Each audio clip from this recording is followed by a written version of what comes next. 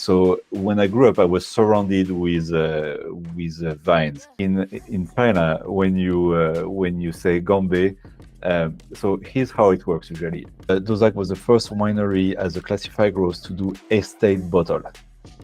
It's an amazing chance that we are alive. You know, the odds that we are alive is like 1-1 trillion or something. Go to create your own movie. You know, I think we all like the main character of our own movie and make it exciting, make it fun. It's very different.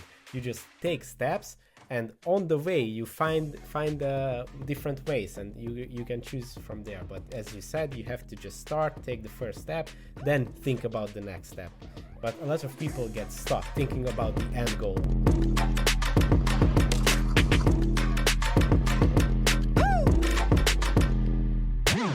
Things have changed.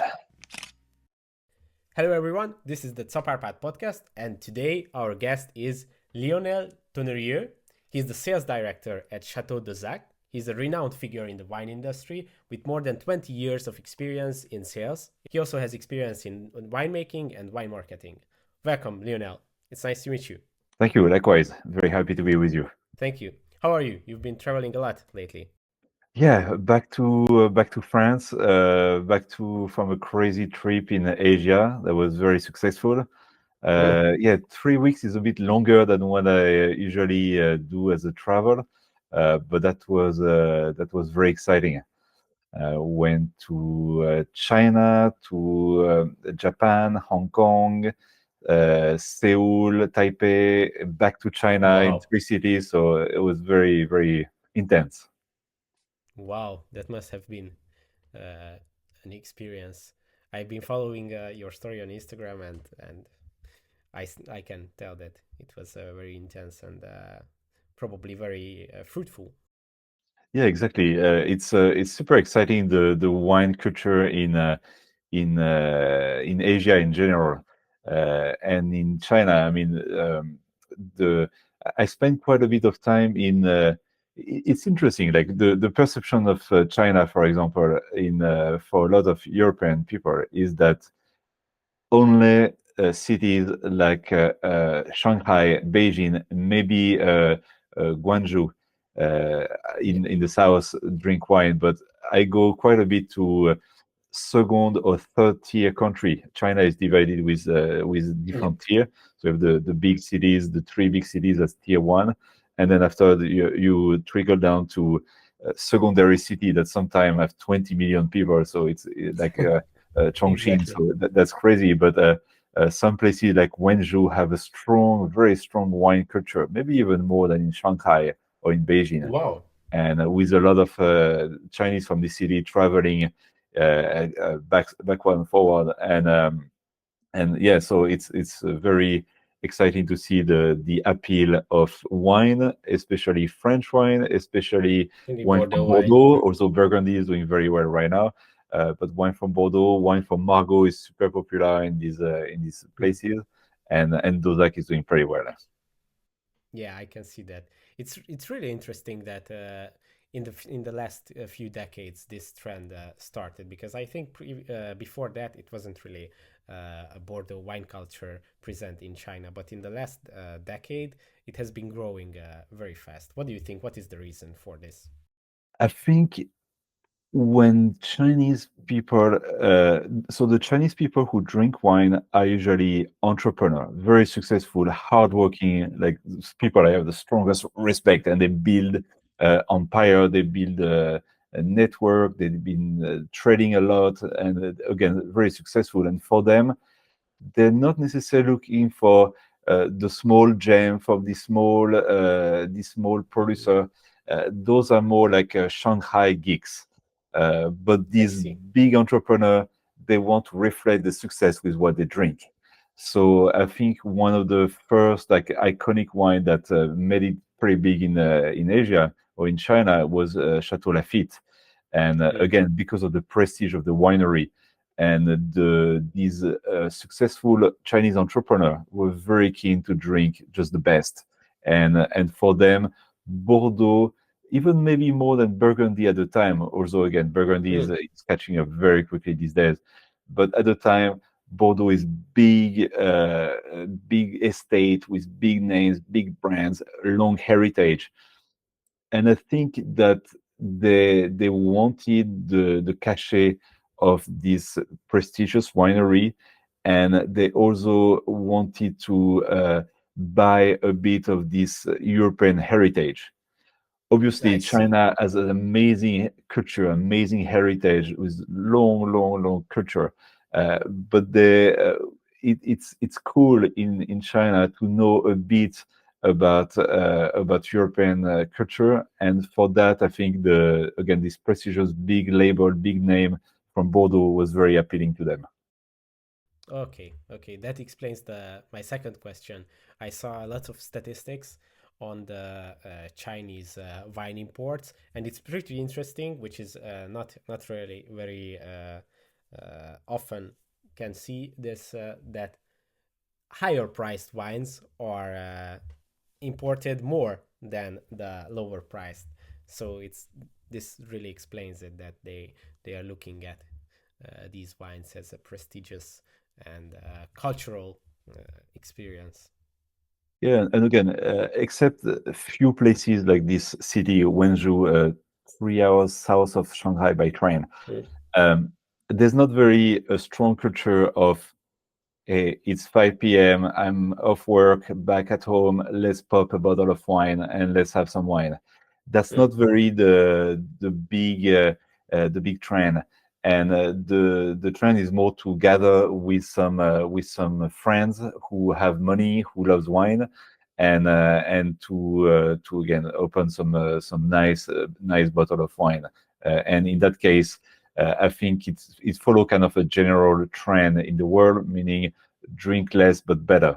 And for that Yeah. instance, they used to have tons of so wine they call OEM, and OEM Mm. was basically you took a wine from European Union, so VCE, Vin de la Communauté Européenne, put a fun label, a nice label, and try to sell it and move containers of that. And that trend is slowing down. And the better trend is to focus on again, if I talk about Bordeaux, on brands like again like Dauzac, classified growth, long heritage, a Yeah. long history, and those are the wine that right now people are seeking in China. That's great, and I think this is a very positive trend, which we can also see in not just in China or Asia, but in all over the world, as you mentioned, that drink less but drink better wines. I think this is the right way. So China really started in the right direction with the wine culture, focusing on special occasions, special wines, and really trying to understand the culture behind it, which is, I think, a great example for countries that are getting into the wine industry, the wine culture. Yeah, exactly. And my trip was not all about China. I went to other countries, and it was fascinating to see the difference with Japan, for example, which has pretty Mm. long culture and habits of drinking wine. So a bit more mature in this sense. And then Mm. jumping to Korea or Taiwan when it's still sort of new, sort of fresh, and Mm. the Union des Grands Crus. So Château Dauzac is part of the Yeah. Union des Grands Crus. It's a group Yeah. of 100 wineries from top wineries from Bordeaux who travel all together. It's a lot of fun. Yeah. There were, I think, 1,800 people who came, and all professionals who came Wow. to Seoul in Korea to test and Mm. discover the wine from Bordeaux. So again, that was just remarkable. The way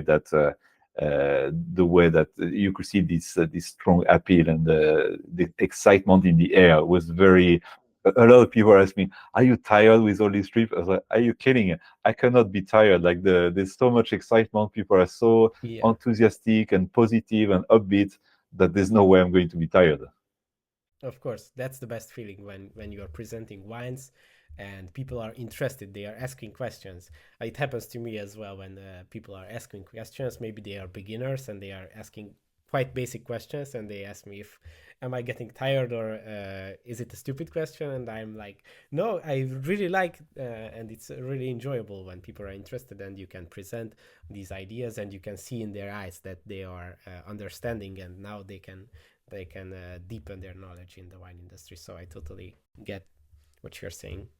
Yeah, and I love both. I love to talk to some that have tons of experience who has Yeah, very precise question. But I love also to have visit with friends or kind of newbies in the wine industry and come to the wineries. Like, so can I ask you, how do you make wine? How does it work? Like yes, yes, where do you get grapes? Like how it works? And it's always fun to again start the journey with them and explaining the basis of just making wine to bring the wine to market and the whole distribution and from production to distribution. of course. How did you see you visited all these different Asian countries? Are there differences in like preference In what way? in like the how the wine integrates into their culture or into the gastronomy? Are there preferences in different wine styles, or is it Definitely, similar? just the way you said cheers. I'm going to take two countries, Mm, Japan and China. It's pretty similar the way you said cheers. In mm, China, it's gombe, yeah. and in Japan, is kanpai. So you Okay. could think it's the same thing, but it's very different. In China, when you say gombe, so here's how it works usually. We drink with dinner. Uh, Mm, that's the There's some wine bars, but the most likely you're going to drink wine is dinner, and most likely there's a table of maybe 10, 15 people with a big round table that turns, the yeah. classic like Chinese setup. And as I'm usually the guest of honor, so everybody would come to me and would say a kind word like, "You've traveled from thousands of miles. Yeah. Happy to see you again," Mm, and cheers. So I say "Gambé," but then you cheers and you drink up. okay. So for that, I have a trick. I ask for a small jar and I pour the wine in the jar and I serve very small amount so that I'm not like blasted at the end of the of Of the course. tasting. So I control the amount of wine. But it's a I they asked me like, do you do that in France? And I said, yeah, when we were students and we drinking up. But now, like, I don't imagine being at Of such a course. prestigious house like Château Dauzac and just like chugging wines like that. And I say, yeah, it's pretty different. Like we used to that when we were young, but now we don't really. And it took me a while to understand that it was a very social experience. And if you want to compare like US, which is very let's say individualistic, capitalist culture, versus a more like socialist or communist culture in China, although it's a very interesting mix of capitalism and Yeah. communism. But it's still something that is in their culture to share. So in the US, you will ask for, I want this glass of wine. That's why there's usually exciting selection of wine by the glass, and you want this wine glass. In China, you have one bottle, you share it with everyone, and you cheers. And when you cheers, you never drink on your own or have this Mm, moment on your own with your favorite wine, but it's the yeah. wine that you share with the whole table. And you would again cheer, and that's a moment that you share an experience, and Mm. it kind of reflects the communism in a way. Wow, that's very interesting. And what about in Japan? You said there is a difference.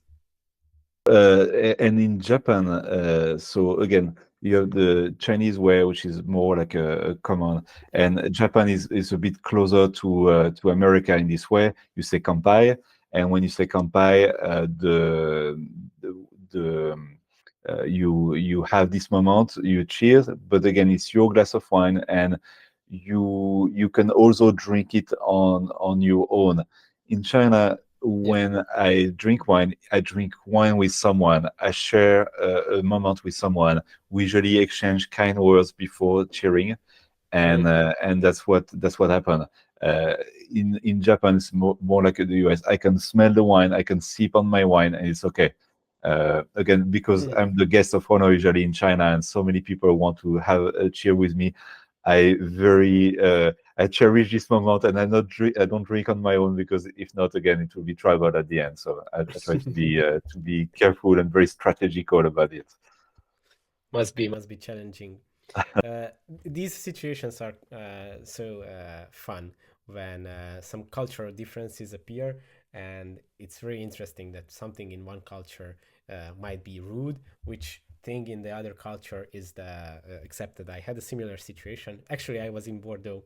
I was studying at the Bordeaux Sciences Agro winery management master's degree, and obviously I had colleagues from all over the world, and we had a wine dinner, and we were discussing with an Italian friend, and he, while we were pouring the wine, I explained to them that in Hungarian culture, it is actually rude to pour wine to someone who already has some wine in the glass, but to refill the glass, because in Hungarian culture it means that you are trying to hurry up the guests so they leave. Just drink, and leave my house. That's what it means. But my Italian friend explained to me that actually in Italian culture it's the exact opposite. If you are not pouring, if you are not refilling, it means that you don't want to share your wine. So Mm. then we agreed on that. If I refill your glass, that's a problem. But if you don't refill mine, then that's also a problem. Ah, So we try to implement the cultural differences in a way to fit the wine dinner. Okay, I would love to hear your story, your wine journey. How did it lead you to Chateau Dauzac? okay, so it's been a very interesting journey. Growing up in the Beaujolais region, Mm, so I didn't know that. eastern part of France, south part of Burgundy. Uh, Yeah, I grew up there. My family is not from the wine industry, although my Mm, grandfather on my mother's side was a worker in the field mm, of wine, so more in the vineyard and working yeah. there as a worker. So when I grew up, I was surrounded with vines. My father was in insurance, and so I had this appeal with business and Mm, being surrounded with wine. At some point, it was pretty logical journey. I liked the product, and I also thought it was mm, in late 90s, and I thought in my way in my mind it was still like early on, but I thought that's a product that could not be digitalized. I already thought about what could mm, happen in the next 20, 30 years and how some product might be digitalized and might be gone or might be unrelevant. And I thought that mm, wine, there was something that would always stay there. And again, we can see in trends, sometimes the trend goes down for lower wine, but go higher for high-end wine. But I thought it was something that would last and something that would be, yeah. again, relevant and interesting in the future. So wine was my focus in eventually. But again, I was in the Beaujolais, and there's some wonderful wineries in Beaujolais. Obviously, there's the Cru, like Morgon, Régnier, Julienas, those Brouilly. I mean, there's this 10 Yeah. Cru that makes amazing wine. But I was from the south of Beaujolais, the Beaujolais that makes typically Beaujolais Nouveau. Yeah. And again, there's some wonderful producer. And I Of thought, course, it's a different style. and I've met the all like the OGs of Beaujolais, the old Wow. timer who Mm, started the Beaujolais Nouveau, and talking to them was wonderful. It was very eye opening. It's easy to shit on Beaujolais Nouveau these days and to say, like, what terrible wine, but you have to understand that at this time, like in the late 60s, early 70s, there was these guys who never left their region ever, and suddenly they go to Japan, they go to New York, and they welcome as rock stars. They throw huge parties, and Of course. they sell their wine. They just finished to ferment the wine pretty much. They just sold it, made cash, emptied the winery. I mean, it's a dream of every wine business people, Exactly. every wine producer. So on paper, it's wonderful. Again, you could travel. They left the small like villages to go welcome as just again like rock star is a great word that I will illustrate. Yeah. So, and you imagine the 70s just leaving France to go to Japan, New York, or wherever, Los Angeles, Mm. was a wonderful experience. So I cannot blame them. But when I worked a bit with the institution who organized the promotion of Beaujolais, I did a small training there, and I realized that, I mean, that was not my ideal for Beaujolais. I thought Mm. there was so much great wine, and as weather was getting a little warmer, having a fresh, fruity wine was a perfect wine for for these days. Yeah. And I really had a lot of conversation. I was 20 years old, like Yeah. nobody cared about me, but I thought I wanted to stand up for Beaujolais and say, like, you guys should stop making Beaujolais Nouveau, focus on high quality and make it again, put like your name on the map, not as just a fun gimmick wine, but as I see. a wine region that makes amazing, fresh, fruity wine. Again, like who doesn't like fruity and fresh wines? I could see I was talking to a wall, and I can imagine how they liked your idea of destroying their business model, being a rock star. and that's why I thought like this is not a region for me professionally. Again, I love there. I'm Okay. going there in a few weeks. It's a great region.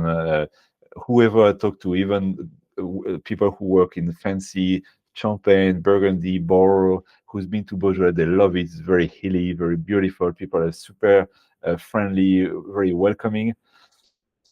But for the wine culture, again, I had a discrepancy between what my ideal way of to promote better wine and what people wanted in terms of finance. And Yeah. that's why I said fair enough. And I went to study 1 year in the wine university in Rhône Valley, in Mm. Sus-Darous, in the Drôme department, and that's where I acquired my knowledge and confidence in working with wine. Mm. That's very interesting. I didn't know that you come from that region, but totally makes sense. And after you finish your studies, how did you start in sales? So it was a time we still have to do the national service, like in military. So Mm. I had two choices, either to postpone. That was not very my thing, but to postpone and postpone and postpone, and then eventually, because it was it was the end of the mandatory military service. Yeah. Um, I could have postponed and avoid it, or do it and then be free to do whatever I want. And I chose option two. And my goal was to learn English. My English was very poor at the time. Mm. Believe it or not, it was very poor, and so that's why I really wanted to improve my English, and Ireland was my choice.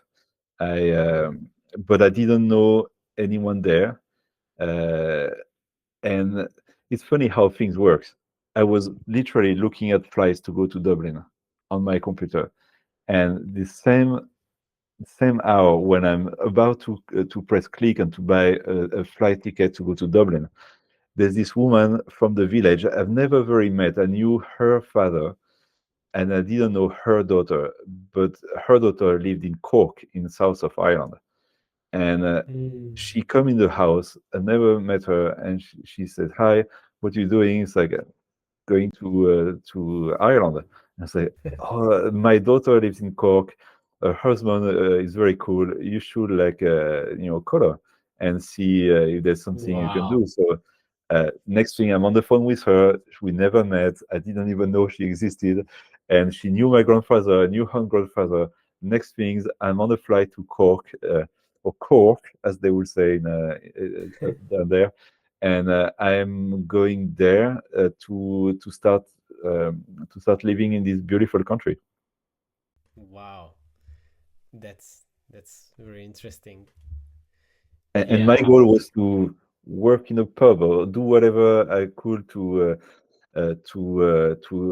learn English. That was my goal, and from there, I so.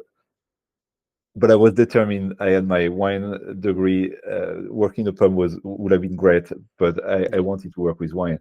So I pushed every door of every wine store in town until I found this great company called Babel Brothers that was Mm. focused on grower champagne. And I pushed the door. They were looking for someone to help them with the purchasing. Next Mm. thing, I'm after a week, I'm working as a buyer of French wine, and next thing I had to sell, so I was on the road, Mm. and I still remember selling my two first.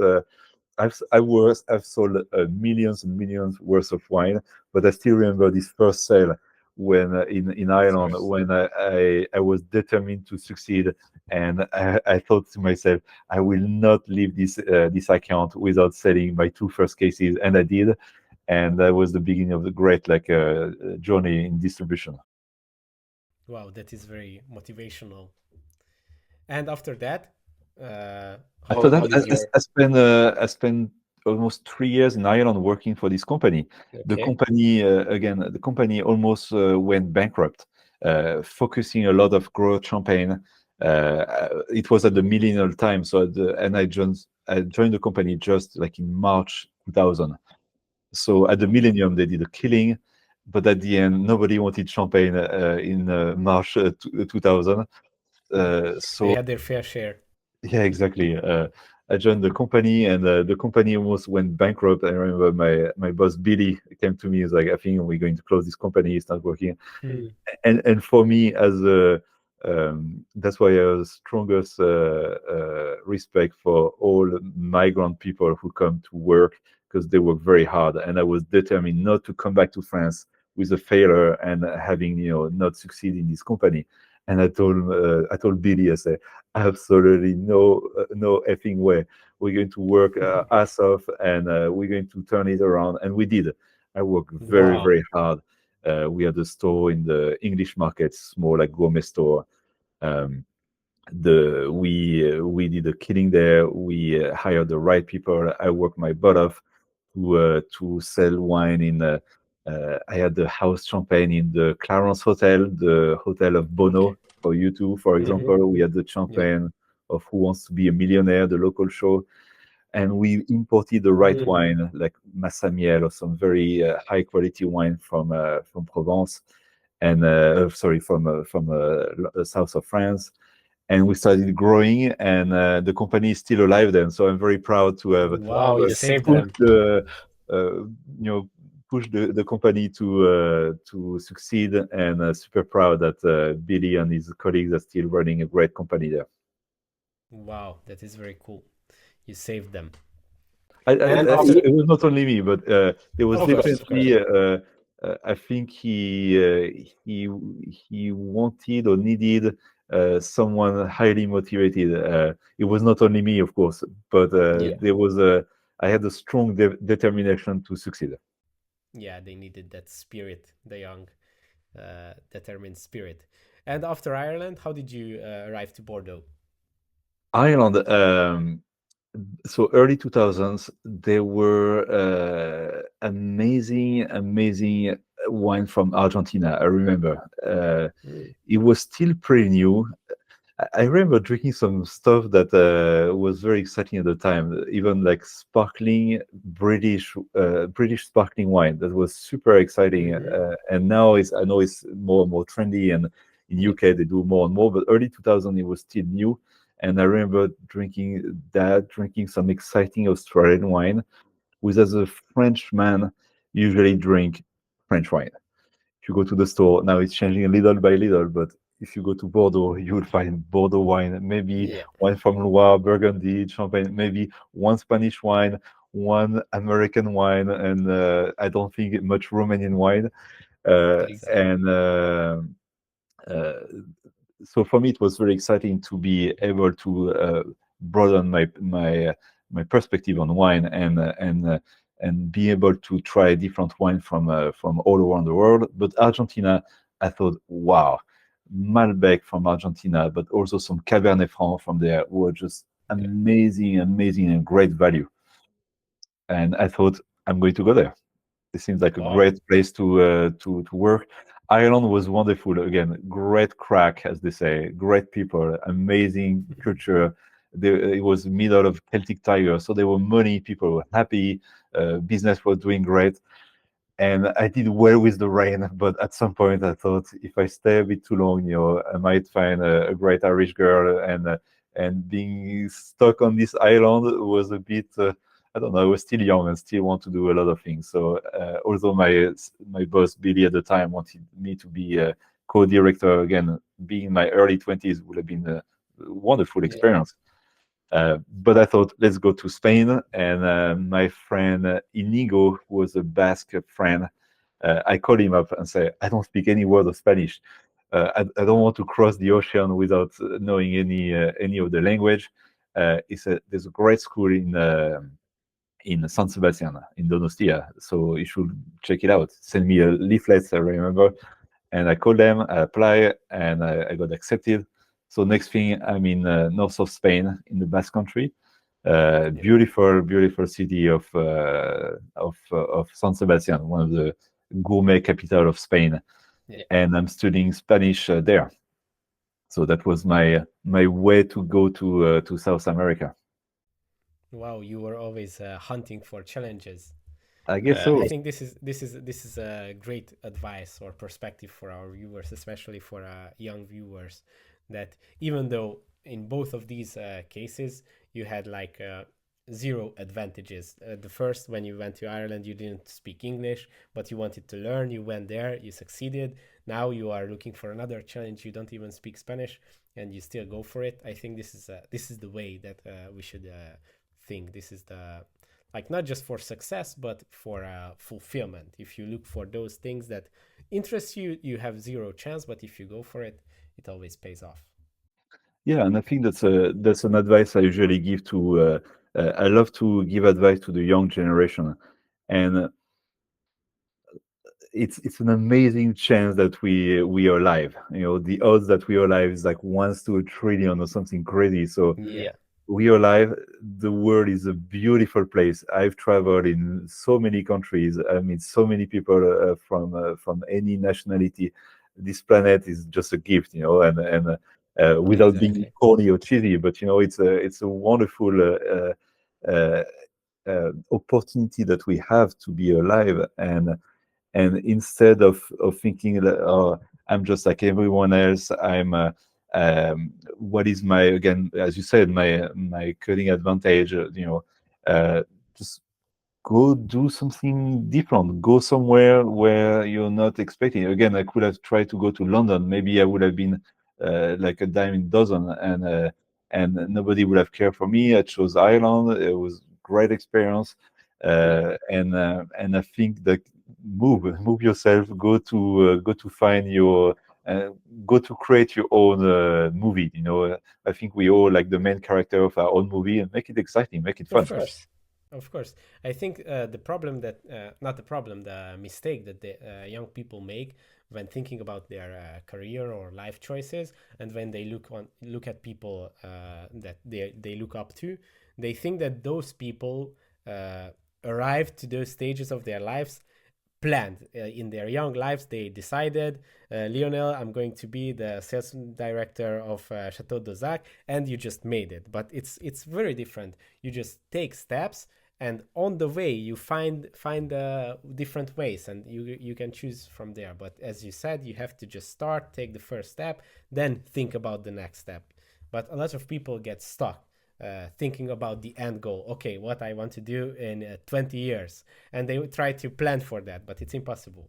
To me, that's a terrible mistake. And Usually young people do that to please their parents because their parents Exactly. had big plan or they had the ego and they want to show off in fancy dinners and say, you know, my kid is an engineer, my kid is a doctor, my kid. And I think it's a terrible thing, you know. Like I have two kids, and I say, be happy and be financially independent. Like I don't want to cut a check every month, but do whatever you want, you know. Exactly. And for that, my advice to younger kids is screw career plan. Like who cares about when you're 20 years old having a career plan? Sounds like totally depressing and totally like Yeah. you boxing yourself to a plan. Like life is short, you know. So screw the career plan and screw your parents.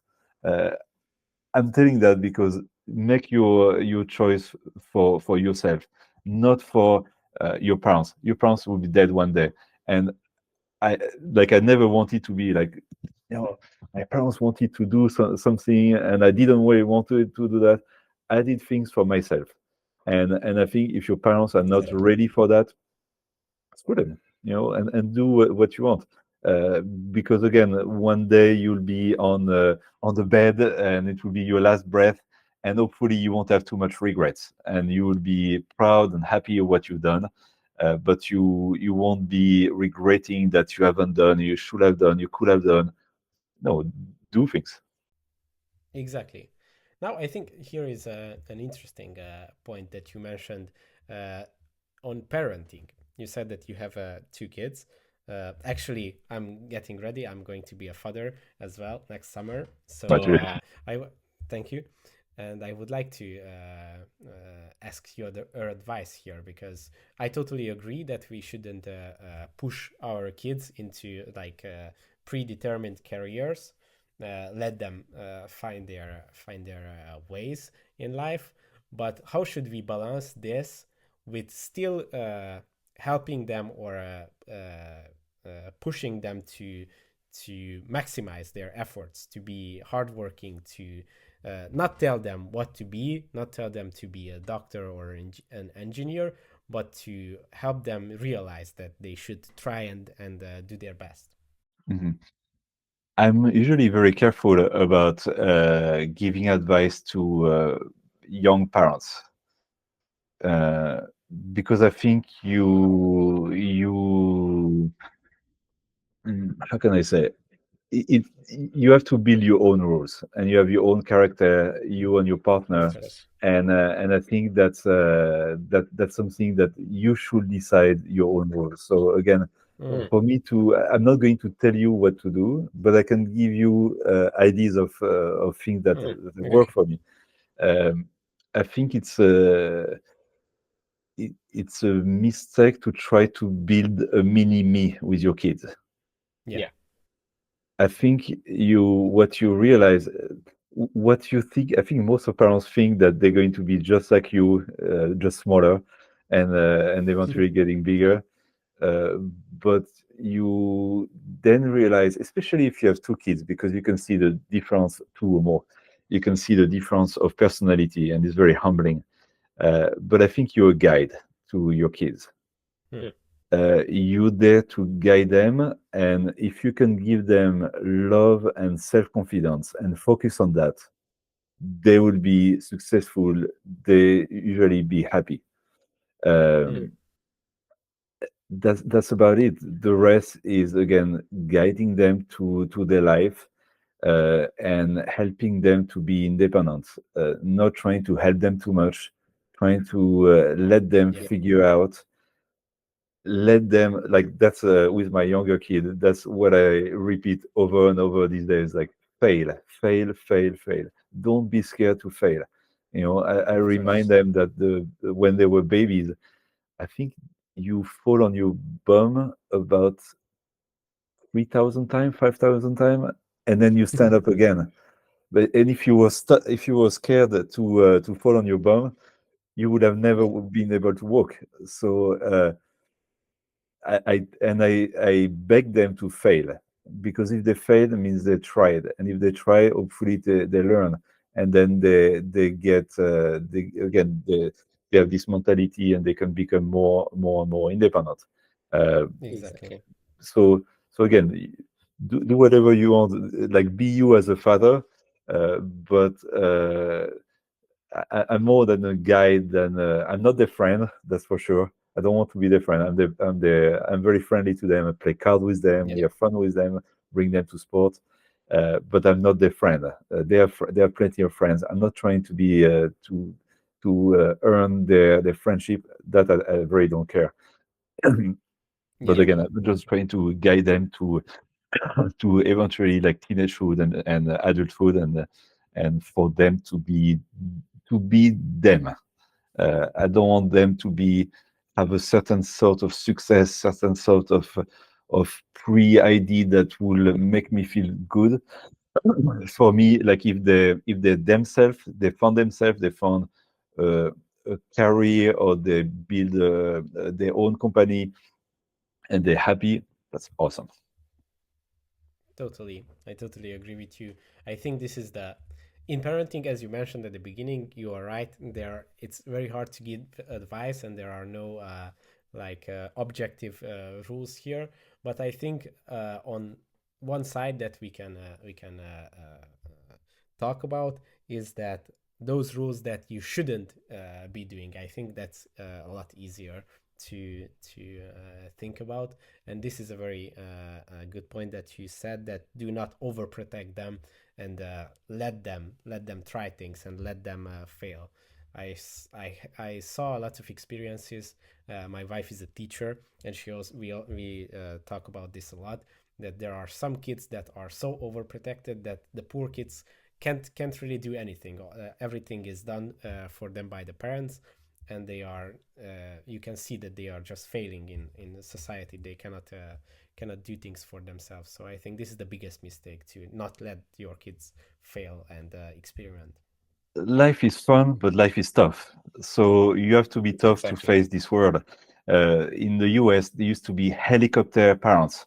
So, like, you imagine a helicopter hovering over the kids, just make sure they do everything right. Now there's a new term is lawnmower parents, meaning like it's like a lawnmower, when you want to cut grass. Yeah. So they're in front of you, and they mow the grass, so everything is like smooth. And it's like if they put cushion on both sides of you so that you never hurt yourself. No, no, like again, to me, that's not a way to have the kids be ready to leave the nest and to become an adult. My older kid, I never help him to do any homework. He gets up on his own at 6:30 every morning to go to work. He gets the tram on his own. He does his own thing. He comes back. He does his homework on his own, and yeah, maybe if I help him, he could have a slightly better grade. Also, his grade is great.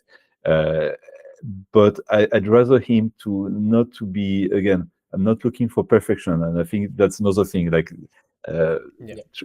my advice would be like try for your kids not to look for perfection. It's easy going to school. If you have a 10 out of 10, 20 out of 20, or whatever grade you have in Romania, if you have the top grade, you think like you're doing a great job as a parent. I don't really agree with it. I'd rather Of them course. to, again, to have not perfect, but for them to have done it on their own, to have understood on their own. To me, that's a better way to build, to prepare them for their future. Of course, I think it's pretty selfish from the parents to act with their kids as their. It's like having a property, and you want to make it like this, so you can brag about him to your friends. But if you really consider the whole picture, when you are not going to be there, they are going to get hurt even more than if you just let them now hurt themselves a little bit, in like not physically but emotionally, or to fail in these challenges. So in the long term, you are doing more damage than if you just let them damage themselves now. Again and again, I don't know how was again, we are quite influenced with your parents. I don't know how's the parenting of your parents with you, but that will definitely have an influence on what who as a parent you're going to be.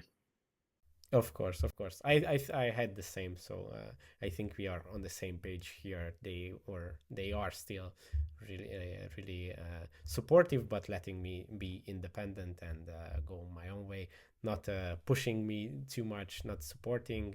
I went to work camps when I was 16 to buy my first phone or stuff like that. So I really believe in this to let your children start getting independent as early as possible and do things for themselves. Yeah, yeah, it's interesting. I can't wait for the moment when they will be, Dad, screw you. I'm looking for Yeah, for this day because I've done that with my parents, and I think that's when I became an adult. Telling like I'm going to stand for me. I'm going to make my own decision, and I think it's a funny way. Like I can't wait for them to be in the, I don't know, 18, 19 or whatever age they are, and say screw you. Like this is my decision, and I might put a face, on the spot, but I will be super happy because again, that will show determination, personality, and that they will be ready to do their thing for them and not for me. Like I really don't want them to do anything to please me. I would have failed as a parent. of course. I think there is a saying about children looking at their parents, at their father. At the first stage, they idealize their parents. They look at them as like gods. They are doing everything. They are the gods of this little world of ours. Then the next stage is when they demonize their parents, when they are getting teenagers and young adults. They are finding the problems with their parents and always fighting. And then they humanize their parents when they grow up and become complete adults and understand their parents as another person, and understand those things that were so confusing in their childhood. I think this is a very interesting But you said analogy. something interesting. Like I think the demonizing thing during the teenagehood is very important. Yeah, It's very important because it's a way you were very dependent as a child, but then you become a teenager, and that's when you these two parents or single parents, if there's a single parent, but the parents' image is very dumping and is very can be overpowering for a child. And there's a moment when you demonize the parents as a teenager, and that's when you build your own personality. And I yeah, think that's when it can be a mistake to try to be a friend with your kids. yeah, Again, I'm very friendly with them, play games and stuff, but I'm not their friend. I'm not their friend. I'm their father. And if you are their friends, maybe they never demonize you, and they are very confused about yeah. their own personality because I don't know, it gets confusing. I like to keep things pretty separate. Again, uh, Of course, I have friends, they have friends, and we're not friends, and that's exactly. that's okay. Yeah, you are totally right. I think if you try to skip this step, the demonization, you are not going to earn their respect later on. Because if in that period, if they do not agree with you, but you keep your stance and you are not changing your values, which is quite a stupid strategy to be friends and just give up your values and say, I saw some situations like that, and it's very weird and I would say probably it's a strong word, but a little bit disgusting, even when a parent, the teenager grows up and he is very like rock and roll, and the parent is just changing and trying to keep up with the children. He is doing the same things. He is very childish. It's a very bad strategy. And as you said, if we skip this step, then it cannot turn into like real respect, and the humanization part is probably going to be skipped as well. Yeah, and I think that it somehow fitted my journey. That I think if I maybe never had this epiphany, or again be demonizing my parents at some point and want to do things for me, I may have stayed in my small village, which would have Yeah. been great. It's a lovely village, Saint-Laurent-Douin, if you ever had the chance to go there, and in the middle of Beaujolais. But again, I wanted to do things on my own, and I think I like this idea that you and again, everybody can have their own ideas with how with your own journey. But I like the ideas of your 20s is to have fun, and by having fun, I think you're developing even more personality for your career later on. 30s to maybe focus on family if you want to have kids, and 40s, that's when 40s. I'm in my 40s, and that's when you have experience, you have strengths, and this is a great time to be excellent and to deliver a great work ethic. Of course. This is the period for our viewers. I think this is also great advice. In their 20s, they should accept and go for the hardest challenges. Just leave, go to places, learn, study, try to work, try to earn money in all the different ways. I did the same thing, and I think this made my life the most. I got the best opportunities and learned a lot, made lots of very interesting friends. So I'm very grateful for this period. I think for our viewers, this is what they should do in their 20s, young adulthood, to take those challenges as you did. Okay, let's get back to your story. I didn't Yeah, I didn't and, expect and, didn't and, expect and this. and make the bridge between both, which is a conversation with parenting and with my journey, is to dream big with low expectation. And I think it's a weird combination, but it worked out very well for me. When I went to Ireland, I dreamed big. I wanted to learn English. I thought I would be the biggest guy in the wine world. So I dreamed big, but I had low expectation. Again, my expectation, if I find a job pouring pint behind a pub and trying to learn English, I would have been amazing. So I think it's good to dream big, meaning like want to make a beautiful, like if you compare if you compare yourself to a producer making movie, make yourself a beautiful picture, make yourself a beautiful movie. But the expectation, um, uh, if you have I see some young people who have all these expectations. By 20, I want to make this much money. 25, I want to own a house. So usually, it's the best way to be the most depressed person on planet Earth because sometimes it's unachievable Yeah. or just ludicrous or silly goals, and then it's a great way to be disappointed with yourself. So if you have low expectation and but you want something to be grand and to be fun, then I think it's a great way.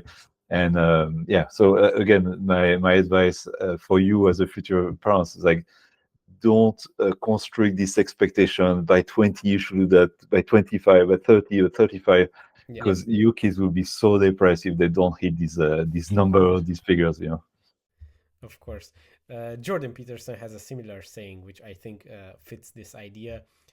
Think globally, but act locally, which is the same strategy that you should have a vision for your life, and you should have these big ideas, but do not confuse those big ideas with your responsibilities today. What do I have to do today? What is the next step? What do I have to do right now in this situation locally, that is going to lead me in this direction, and we will see how it is going to turn out. But if I invest the work in right now, it must be good. So I just have to focus on that. Yeah, and what I like about Jordan Peterson also is this idea that uh, you should focus on yourself first. When he says like make your bed and stuff. Yeah. I love this advice also because so many kids wants to change the world, save the planet. Yeah. Quite a lot of bullshit sometimes. And it's like, how about you focus on yourself first? How about you make Exactly. yourself a good person, a kind person who helps, like, people in need, people who like I help quite a bit of young people in their career and give them advice, try to guide them.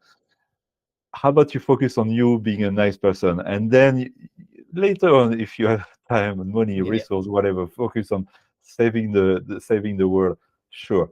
But again, that's one advice I love about Jordan Peterson, and that very like resonate in me because I've always acted like that. Like focus on yourself first. Like save the tree next to the in front of your doorstep instead of focusing on saving the Amazon forest or something. And I'm not saying Exactly. you should not try to have a bigger vision, but start with little steps that are very concrete instead of big dreams that are very theoretical. Of course, it is like it's a stupid strategy to think about those things and be angry about those things that you cannot control because it won't have any effect. These people are thinking that if I'm very angry about this and I think about these issues, it is going to make a difference. It won't. But as you say, if you go and save that tree or do work for your community, you can reach that point if you invest, you have higher positions, or you have a business. Then at some point you will have the opportunity to have such a big impact. But it doesn't make any sense to just talk about those ideas and be angry about it and not have any effect. Mhm. Yeah, and so I'm carrying on with my journey with the image of low expectation, or I think maybe not low expectation all the time, but allowing yourself to surprise yourself and uh, to change your plan, to be flexible with your plan, and again to let like beautiful surprise coming in your way. Uh, Exactly. Again, I'm in Spain. My friend Inigo invited me to the Basque Country. I'm discovering it's a wonderful place, great parties, great food, great wine, with Rioja being next to Chacoli for the Yeah. a slightly fizzy white wine, beautiful. Uh, and I'm there to study Spanish. My goal is to go to South America to work for Argentine bodega. On paper, everything is said. Like I'm going to do 9 months of study. I'm going to learn Spanish. Go there, and I met this beautiful person called Rebecca, who became my wife. That Wow. was 20 years ago. She's from Mm. California, and again, there was no again because there was no plan, no. It was just like very sudden, very quick. Suddenly, I'm so I've never been to Argentina actually. I want to go there one day, but then I found myself in California, still on the same continent, way more north. But a few months later, I'm in Santa Cruz, California, and I'm discovering again beautiful California, and that was my journey. Like uh, took a little bend, and but it was for the best, you know. How beautiful. How beautiful. This is how it goes. In life, when you start in these journeys, usually you never end up where you decided to, but in a lot of cases, you end up even in a better place, not in a physical place. I'm not saying that California is better than Argentina, but in a better situation. You have these opportunities, you find these opportunities or life-changing events that you didn't even expect. You just had to start on the journey and you will find a new way, which is Yeah, exactly, and yeah, it was a lot of fun, and I never very thought to do so, and but suddenly again I'm in California with no paperwork, so I'm there as a student visa for 3 months, mm, Mm. and I think I quite like this girl, I quite like this place, but I cannot work. I cannot work legally. yeah. Yeah. So I did everything I could. I had 3 months, and I did everything I could to be the most like proactive to give myself a chance to stay there and live there. I got my driver's license. I got social security number. Mm, I knocked at every single wine people I could to get a sponsorship, to get a visa. And I did not succeed, but I went to this company. Well, I went to a wine store in Santa Cruz, Point Break, I think. I can't remember the wine store, but the guy was very friendly. He's like, Mhm. "Look, I'm way too small to sponsor you." I think it was like something like 50 grand or something. So I don't have the Wow. resource, or But come with me. I have this wine tasting tomorrow at the Ritz Carlton in San Francisco. Sure, I'm coming. So I dress up and go with him, and I go to Wine Warehouse, which is a great, used to be a great wine distributor, just been bought by Mhm. Breakthrough. And I go there. It was a 2000 Bordeaux release, and Mm. suddenly I'm drinking Chateau Latour 2000, Lafite, Wow. Aubryon, Yquem, all this top wine. So I like this company. I like the spread of great Bordeaux wine that was being just released, uh, and see how again it's worth pushing doors, knocking at doors, Yeah. not being scared of being rejected for some reason. Uh, this random guy that I met randomly at this testing, and I randomly went there to again to the Ritz Carlton in San Yeah. Francisco, and I talked to some guys, and I say, "Send me your resume." And next thing, so we went back to France for a few years. We lived there, but then we went back to California in 2005, and I worked for this company because again I kept Wow. contact.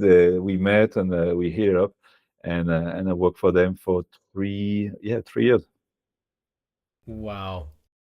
That is amazing. So just knocking on doors and finding the way all the time. So that's my advice. If whoever from your viewers want to work with sales, because I'm a sales director for Château Dauzac. Yeah. Uh, you have to. That's what I tell to the to. I have three kids like working with me right now, and I salute Paul, Mathieu, and Hugo. I tell them to fall in love with rejection, and it's something very Mm. counterintuitive because I see some marketing people. Their back is like they get shivering just thinking about being rejected. And Yeah. when I say fall in love with rejection is uh, l- if you manage to just like Nelson Mandela said, I never lose. Either I win or I learn. And if you have this Exactly. mentality in sales, well, either great, you phone call, you make a sale, everybody's happy, you're pumped, it's great. But if you don't, instead of being miserable, it's like, oh, like I've been told no, I've been told I don't care about Yeah. you, I don't care about your product. Like, try to understand why that happened, and again, why did you hear no? Was it your voice? Was it your pitch? Was it your the way you approach? Like, what was it in this conversation that led Yeah. to a no? So if you're in love with the rejection, meaning like you don't, it's not a bad thing, but you're going to learn from it, then you can improve little by little. Again, is it my tone of voice? You know, do I speak too fast? Do I speak too high? Or should I pause and should I have like a better posture, even with if on the phone? All of that can lead for you to be a better salesperson. But even if you're not in sales, to not be scared again, to knock at this door, to open this door, to call this person up, to ask for an interview, to ask for, because the worst case scenario, you will hear no. It's Yeah. going to be, you're going to be okay. And the best case scenario, who knows? Exactly. The law of large numbers. You just have to try and try, and with incremental improvements on your challenges and on all those trials that you do, you are going to improve, and this is the way. After that, you went back to California and you worked there for. Okay, so I worked in the Bay Area, in Berkeley, Oakland, so East Bay mostly. So in the Bay of San Francisco to have a broader ID. And I work with sales. Again, I was super. Again, going back to, I think there's a lot of talk about migration, migrants these days. Um, and my view on migrants is that if if they want to come to work, they will be the hardest working people. If they want to be lazy, they could be the laziest people also. So I think I think France should make a better job to better select who comes to the country. Because if you select well, because I think for me it's not a good thing to let everyone enter the country, because then there can be a bad image about migrants. And if you, like in Quebec, for example, they will select people that are in needs to get in the country, and every migrant has a great image for the local people because they know that they come, they are needed, and they're going to work hard. And for me, being a migrant in the US, in California, I worked my butt off. I had a territory that was about €500,000, and in 1 year I turned into 1.2 million. So again, I worked super hard, and uh, and um, and it was a great experience. So it was a successful experience at this company, wine warehouse. I was the salesperson of the year for our supplier Gallo, which is a major, the biggest, the biggest. Gallo. Yeah. So selling more the premium brands like Louis Martini or McMurray Ranch, and worked very hard. I won myself a trip to Mexico. I've never been to Mexico before, so I was very motivated. And again, great experience. And they used to import a lot of Bordeaux. The owner was for Americans, the people who watch, they will know Jelly Belly was a very well-known candy. And the Meyerson family started to be successful with candies, going to France and finding some exciting wine for Bordeaux in the late 60s, early 70s, bringing back a few cases, selling them, cases turned into pallets into containers, and it was a big, successful distributor company that I was part of for 3 years. Wow. So the Gallo. And after that, the 3 years you worked there, you increased the sales. You had huge, very good experience in California. How did you get back to France?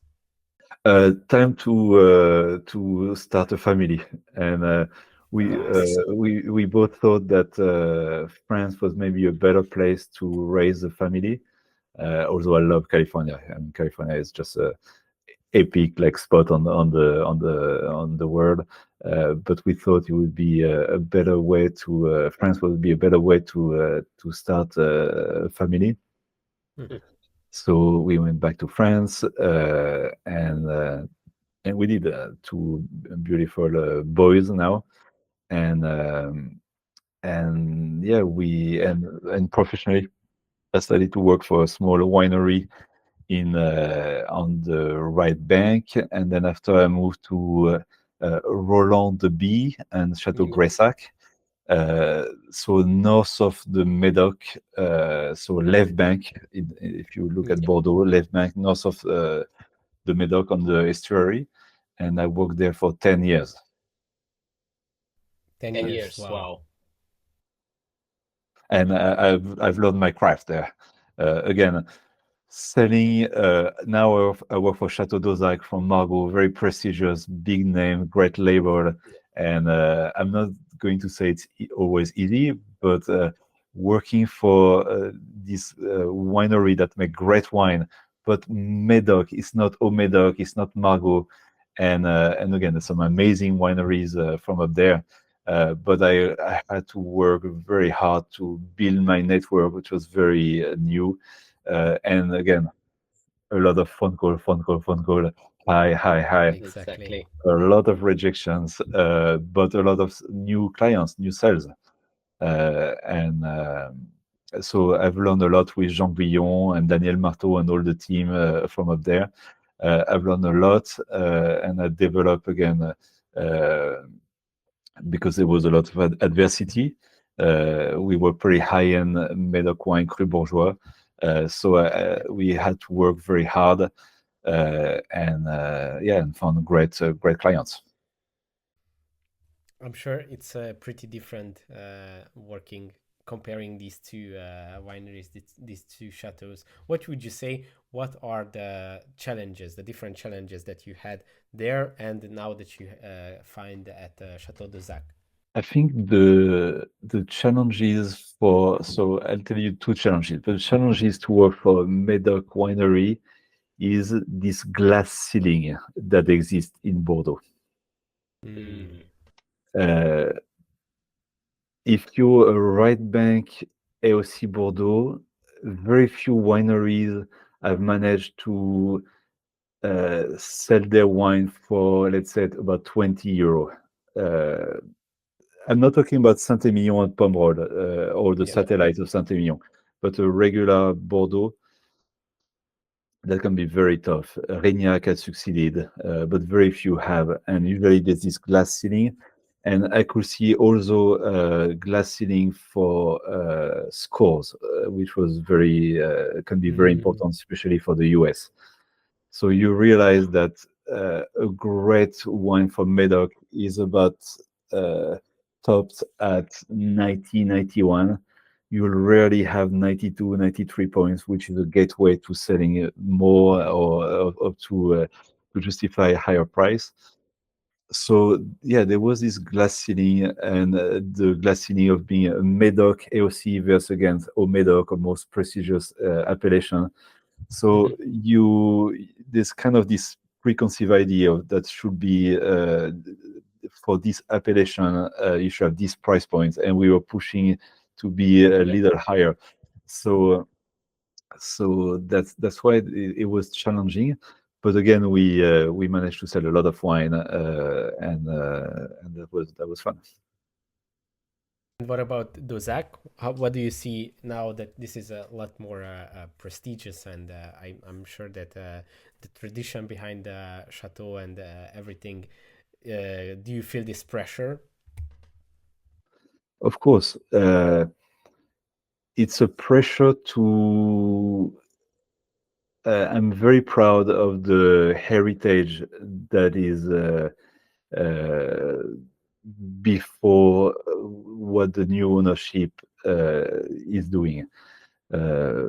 From the Lynch family or all the owner. I've read in great extent the whole history. I have a 20-page document of the whole history of Dauzac, and from Elizabeth. I'm missing her last name, but there was this great woman winemaker, a woman owner, for example, who did tell his people to take away some vine that was on field that was not made to make great wines. I thought that was great. It was in the 1800. So to have this woman owner, I cannot imagine, as a woman back in the days, thinking like, take this vine off. We're not making good enough wine. I want to remove wine.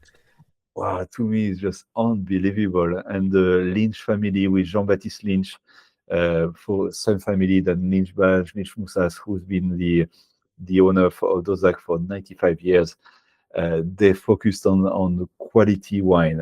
They focused on distribution with their network in the north of Europe, and they managed to bring the quality of Dauzac at a level that it was going to be classified gross. Again, the heritage that is the Johnson family that has done amazing work. This heritage, I think, is very important and needs to be very respected. at the same time, it's good to look at the future and not to be uh, an old fart of Bordeaux, Yeah. and try to be relevant, try to be upbeat, and try to be to again. I think is this pressure that I feel is to respect the heritage of the winery of Bordeaux, of Margaux, Yeah. still thinking that when I go to Asia, I like that people see Dauzac as a brand that is pretty fresh. Oh. I and I was talking about the heritage. That's the label of Dauzac. Yeah. What is cool about it? So we have this very now iconic yellow label, and there's a reason for this yellow label. Mm. The Johnson family back in 1924. So in a few days, it will be 100 years. Wow. It's super exciting. It was the first, Dauzac was the first winery as a classified growth to do estate bottle. Before, Mm. back in the day, Yeah. the winery will make the wine Yeah. and put them in barrel, and the barrel was shipped to usually Bordeaux. I'm at home right now in the Chartron neighborhood. If you have the chance, and I hope you come soon to Bordeaux, I'll show you. This was Mm. the neighborhood right by the river. And the house I live in used to be a wine warehouse. So the barrel would Wow. be shipped to Bordeaux, and then some negociant, some merchant will age the wine and eventually Yeah. bottle it and ship either the barrel or ship the bottle anywhere they could sell the wine. And Dauzac, with the Johnson family, realized that well, sometimes the quality of the wine was not very regular, and that this one merchant was doing a great way to bottle the wine, and the cork and stuff was in good condition, and it was making good wine. And sometimes this was awful, Yeah. but there was still the name Dauzac on it. So the Johnson family started to want in 1924 to bottle the wine at the winery, so that when the wine is in glass, the quality won't change much. I mean, the wine evolves, is alive, Yeah. but there won't be bad surprise. And that was a big step for Dauzac. And so for the Wow. little story, the label in 1924 was slightly yellow, and so it looked a lot like the label of Château du Cru Beaucaillou. It was the same ownership at the time for both winery. So Mm. we took this yellow from 1924 on the label and made it like cool and sexy, and made it this bright like emperor yellow to our Yeah. label. So that's why if you look at the label of those, like there's a reason why there's this yellow. Wow, I didn't know that, and I didn't know that either. That Duzac was the first one who started chateau bottling, which is, I think, was a great change in Bordeaux. And besides the fact that you mentioned trying to protect the prestige of the chateau, not to have these negociants that are bottling and not keeping the wine in great conditions. I think there was also a financial reason, right? They could generate a lot higher profits this way, not letting those negociants make the big bucks on the barrel wines. Yeah, exactly. And at the time also there was I think in Bordeaux there was this distinction of making wine and selling wine. Mm. Making wine was kind of pure, positive. Sometimes Christian was having this role Yeah. to be more like again down to earth and making good product. And the trading and the selling was a bit dirty, and I see. often it was the Protestant, Jewish, Freemason. There was this three category that was taking care of the trading because Yeah. it was a bit dirty for some people. Of course. So that's why things have changed now, of course. But at the time, that was a bit what was happening in Bordeaux. I see. I see. That's an interesting point. Must be very interesting, mysterious living in a house where those barrels and those iconic wines were kept and bottled. pretty Yeah, Pretty for funny. sure, Easter for egg. sure. And I even have a beam in my house that was made from boats that was sailing across the ocean and bring wine like in every places. Wow. So that's pretty cool. And if you come to the Château, it's very interesting. All the streets are facing the river, so Yeah. that in places like mine they used to roll out the barrels or the pallets of wine, but Yeah. sometimes barrels to the street, roll the barrels to the boats, and then the boats would go with either bottles or barrels and then ship them to wherever they could. Yeah, must be like living in a museum. Yeah, it's Very cool. we were It's the ideal place for you. exactly. Yeah, Yeah. I hope to visit Bordeaux soon. When I was there, it just became the my love city, and I hope to go back soon and visit Bordeaux regularly in the future because it's such a wonderful place. Bordeaux has It's changed a lot. Being a kid in near Lyon, we were told not to come to Bordeaux. Oh, really? Because there was almost a curfew at the evening. It was dangerous, dodgy. Wow. It was very, and the whole town was dark. The all like the building was dark with Hmm. pollution, aging, oxidation of stones or whatever. yeah, Yeah. And there was this mayor Alain Juppé who said, "I want this city to be."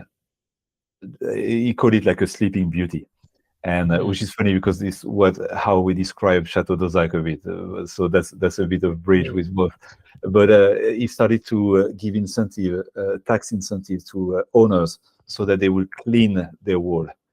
And wow, suddenly the whole town became beautiful again. They cleaned the quay, which is where I Yeah. live, and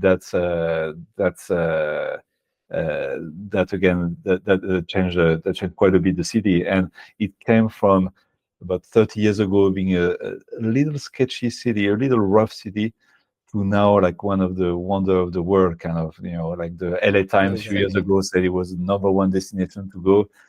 Yeah. It's a very prestigious, very pretty city. exactly. I've only known the new version of Bordeaux. I've been there in 2019, so it was already perfect. Yes, yes. Okay, let's get back. I would love to learn more about the Zac, the heritage. I think I read that this is one of the oldest heritage in Bordeaux. A few people know this. On the Dozac website, the first historic mention of this estate was in 1100, almost 1000 years ago. Yeah, exactly. The name of the first owner was Petrus Dozac. Dozac, yeah, Nothing to do with Chateau Petrus. Petrus was a, I think in Romania you have Petro yeah, for as a Yeah. name, and Petrus was a local name at the time. Petrus Dozac, I believe at the time it was D apostrophe A U Z S E, Petrus Dozac, and he was given the land by Richard Lionheart, the king of England. mm, Hmm. So uh, they were not making one yet, but he gave the name to the estate. yeah, Yeah. And again, that was about 1,000 years ago. And Dozac actually the name Dozac means chez David, at David's place in all Latin. Hmm. That's where Dozac come from, I see. which is interesting because now we make kosher wine. And so I Hmm. told them that I was in Tel Aviv a few months ago and said, it means chez David, and they were like, yes, that's all. Coming back full circle. Exactly. Great. Yeah, they started to make wine. Dozac started to make wine 500 years ago with by monks. Wow. Monks started a lot of wineries, uh, especially in Burgundy, and they were focused on making great wine. So 500 years ago, yeah, the monks started making wine at Château Dauzac. Yeah. Wow. That's a long time ago. I think this is one of the oldest. I mean, there are lots of very old heritage history chateaus, but I think this is on the older side, even there. Yeah, no, exactly. Yeah. Okay, so we were talking about the heritage of Dauzac, and I would like to learn about the classification, the 1855 classification. What do you see? What are the effects of the classification right now on the today's market? Sure. So just for your viewers to understand a bit, how did that happen?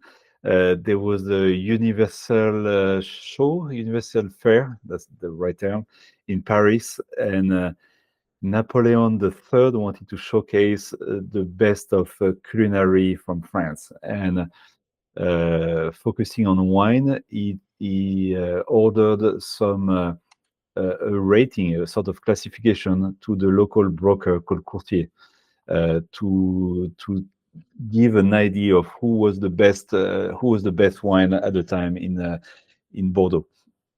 So it was made by price, not necessarily by quality, although of course quality was reflected a bit by price. So the broker look at the trending of the price of all this estate from especially from the Medoc, and started to rate first growth, second growth, third growth, etc. So that's the origin of the classification. I think the longevity, because it was done in 1855, so it's been a long time. It allowed also for this estate to build prestige and to have this iconic brand now, like Château Margaux or Château Mouton, etc. Lafitte, Aubryon, but to have this again very prestige. If you wanted to drink the best, you drink a first growth, but then you have a second growth, or you have fifth growth, like Lynch-Bages, who was super second. They call them because they were fifth, fourth, or other grade, but they could pretend to be considered as a second growth. Yeah. As a comparison, on the right bank, there's another classification. There's also classified growth. But if you look at the recent history, also it sounds very democratic. Every 10 years, classified growth can apply, and a winery that is not classified growth can become classified growth. A wine that was a top classified could be downgraded. So on the right bank in Saint-Emilion, it seems way more democratic and way more up to date. Fair enough. What I like about the old school way of the Medoc, meaning besides Château Mouton, never any change in this classification. It gives a sense of serenity and confidence to the buyers, that they know that, again, Château Dauzac, you can see we write Grand Cru Classé 1855. Yeah. In 10 years, it will be classified growth 1855. In 100 years, it will be classified growth 1855.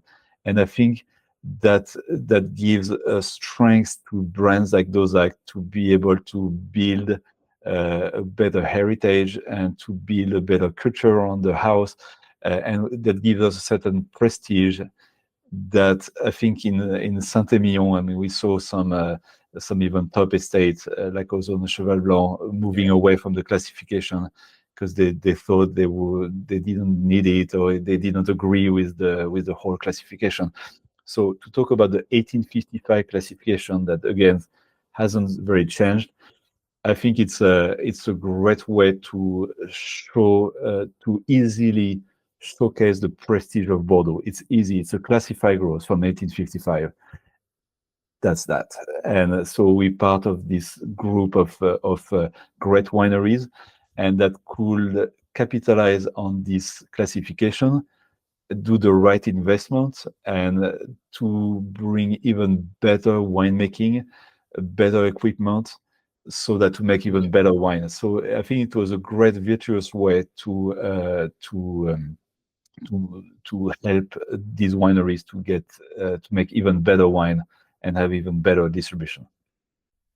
Of course, I think the 1855 classification is, due to these reasons that you just explained, is a lot more iconic. I think it's we can't even compare it to the right bank classifications based on the consumer side, the consumer perception side, because uh, I know for a fact that the 1855 classification, when people see this on the bottle, everybody knows this. This is an iconic thing. It doesn't even, I mean, not that it doesn't matter, but it's less important which of the classifications, if it's a fifth growth or fourth growth or third growth.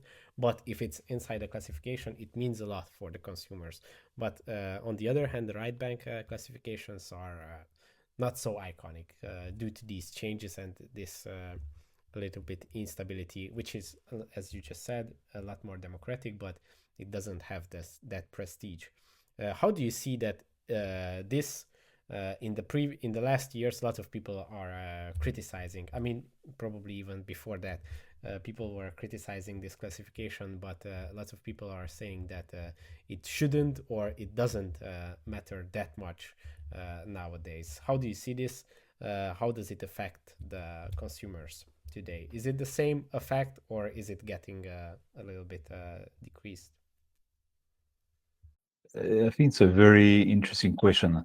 Um, I think it's we started our conversation talking about China and America, the more communist way or the more capitalist way. I think, and I never thought about it this way, but maybe it's a good image that the 1855 classification is a bit of mix of both. There's a common group, and we see when I travel with the Union des Grands Crus, there's a lot of classified growers from 1855, very friendly to each other. Within within this classification, there's individuality with strong personality, and I think 1855 allows winery to get some immediate prestige. Yet it's not all. And yet, I'll give you an example. Rosan Gassier, for example. When I was young, maybe some people didn't see it as a great winery, or it was on the run, or it could have done better. Now it's amazing. It makes like world class wines. I think being 1855 help us maybe not like having trust with their own winery, but maybe get better investment, and because there would be appeal if the quality was there, appeal to increase the price, so to get better investment. I think it's a great example of how a winery can maybe be helped by this 1855 name on the label to make better wine, which is that's the end goal. And Dauzac again, Dauzac for years it was managed by Maif. They did it was a big insurance corporation. They did a great job. At some point managed by the great like Lurton family. Again, great job. But again, being in 1855 with new ownership, with Christian Rouleau, the new owner from Rennes in Brittany, new energy, new capitalization, so new goal in the winery with great team of Cecilia, Frédéric, who do a great job at making even better and better wine. Again, I think it helps winery like Dauzac. Again, that was maybe at some point a little sleeping beauty, to have appeal of people with money and with will to build even a bigger and stronger heritage. So I think it can be very positive. Okay. So the 1855 classification is famous for this stability and unchangeability. A controversial question. There were a few exceptions. Do you think that in the future, maybe in 50 years or 100 years, is it possible for the 1855 classification to have changes? So again, there was one exception with Mouton being rated from second to first. Um,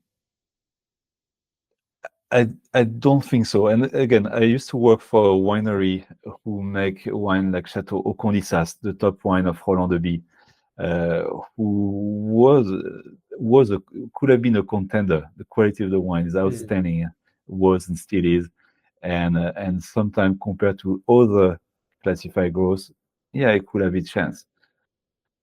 But again, to me, it could be the Pandora box that we see in Saint-Émilion. Meaning, if you let that, then who knows what will happen if we saw the two top winery from Saint-Émilion left, Ozone and Saint-Émilion. What if you let again some great winery that, like, by all means, there's some great winery from Médoc, Haut Médoc, from Moulis, Listrac, or even Pauillac, and so who love their room in terms of quality, in terms of prestige. They will have a chance to become part of the 1855. What if Lafite, Margaux, we don't very want that. We don't very need that. Now we out. Well, maybe the 1855 could be the 2025 classification, and then you left some top estate, maybe a Lynch Bass leaf, maybe Dauzac leaves, and suddenly you have good wineries that is up to date, that is making good wine. But I don't know, it could lose this whole sense. Again, it's not very democratic. It's more like a aristocracy, if you want. So be it. So be it. I think it's part of history. It's a lot of people on this planet Earth. You know, if you talk to Napa, if you talk to in China now, or in lots of area in Bordeaux, they would love to have something as cool and that lasted so long as the 1850 classification. Should it evolve? No. But should this other winery that could be in the classification fight to make their brand as cool, as sexy, as prestigious as winery from the 1855? Absolutely.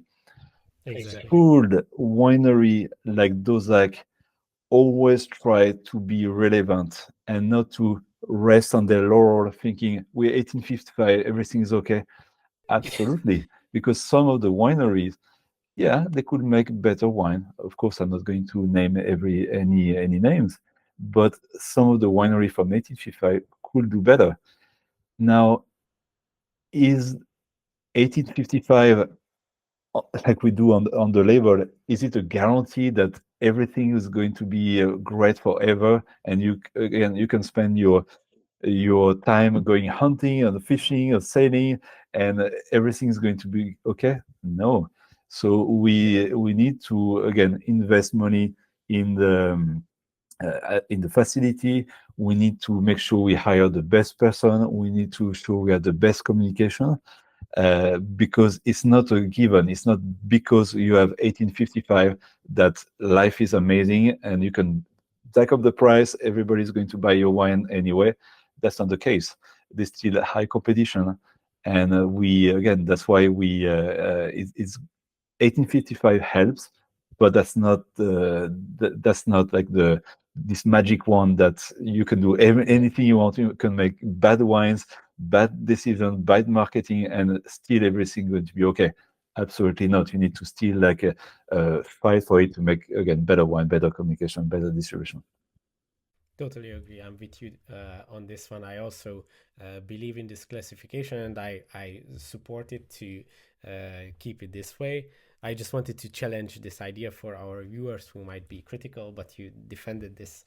I mean, explained it perfectly, and it's a very good point that you made that for other wineries who are not in the classification or from other regions, they can still become legendary wineries. It happened lots of times all over the world, even in Bordeaux, Petrus.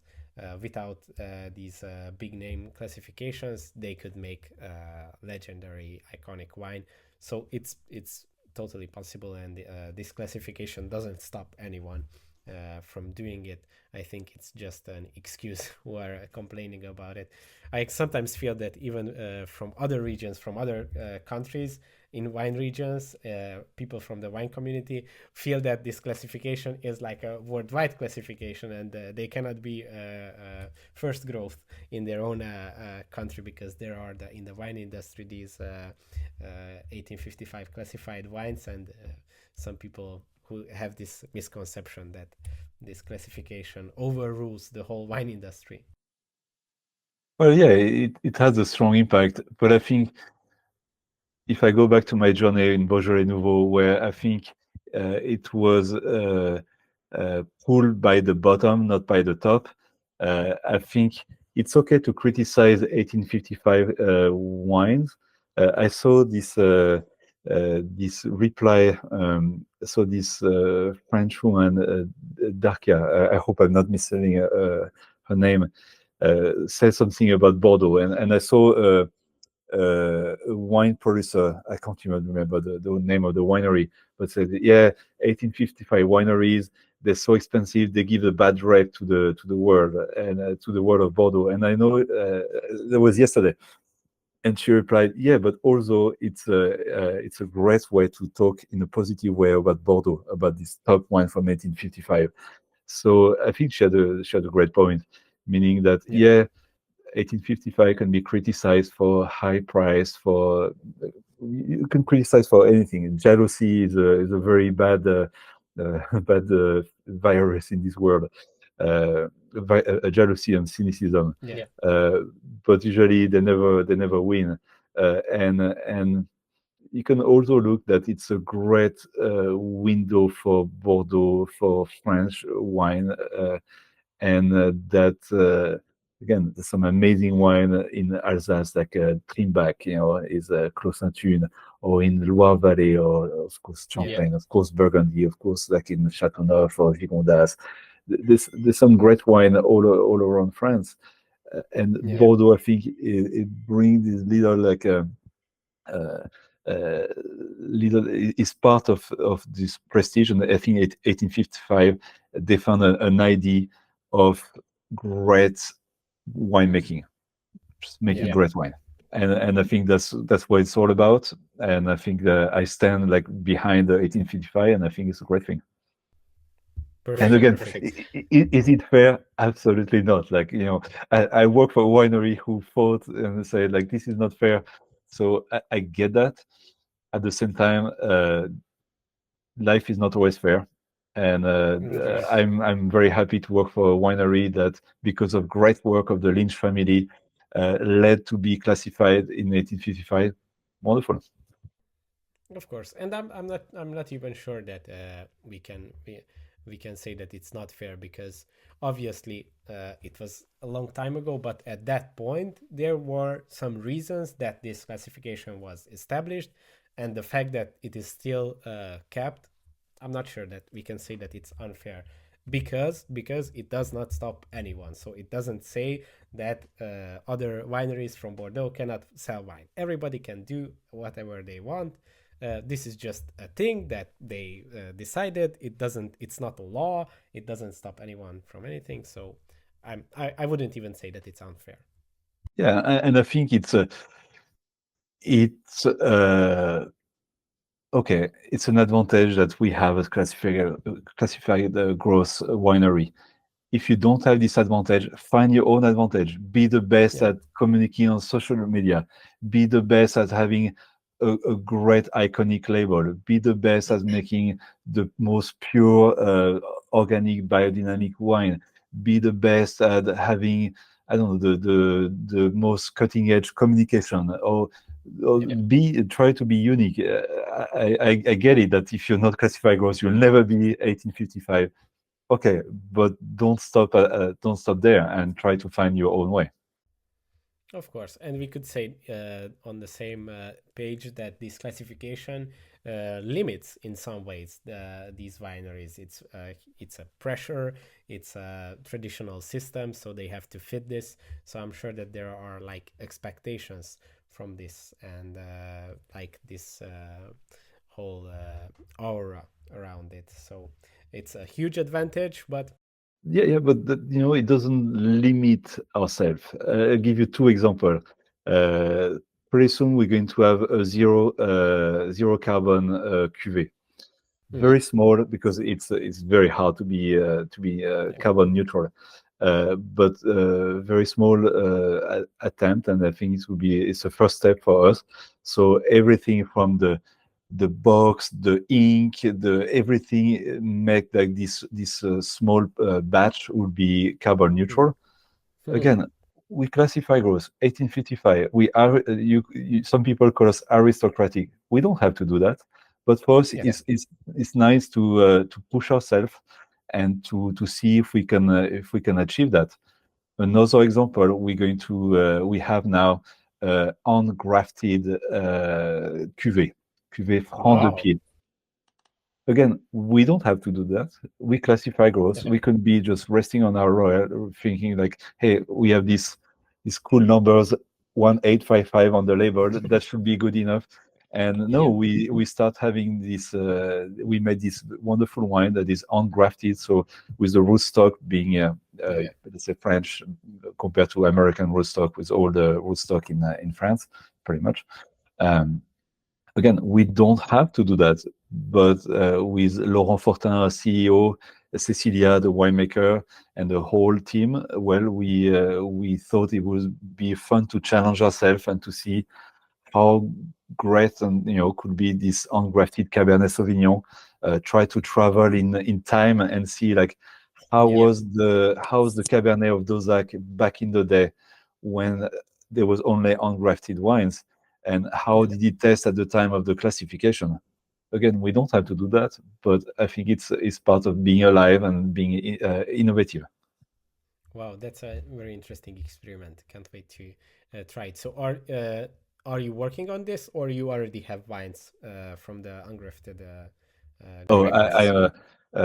We have a wonderful team in the winemaking team, with Maud, Cecilia, Frédéric in the winery, and all the team, and all the worker that's been working there for.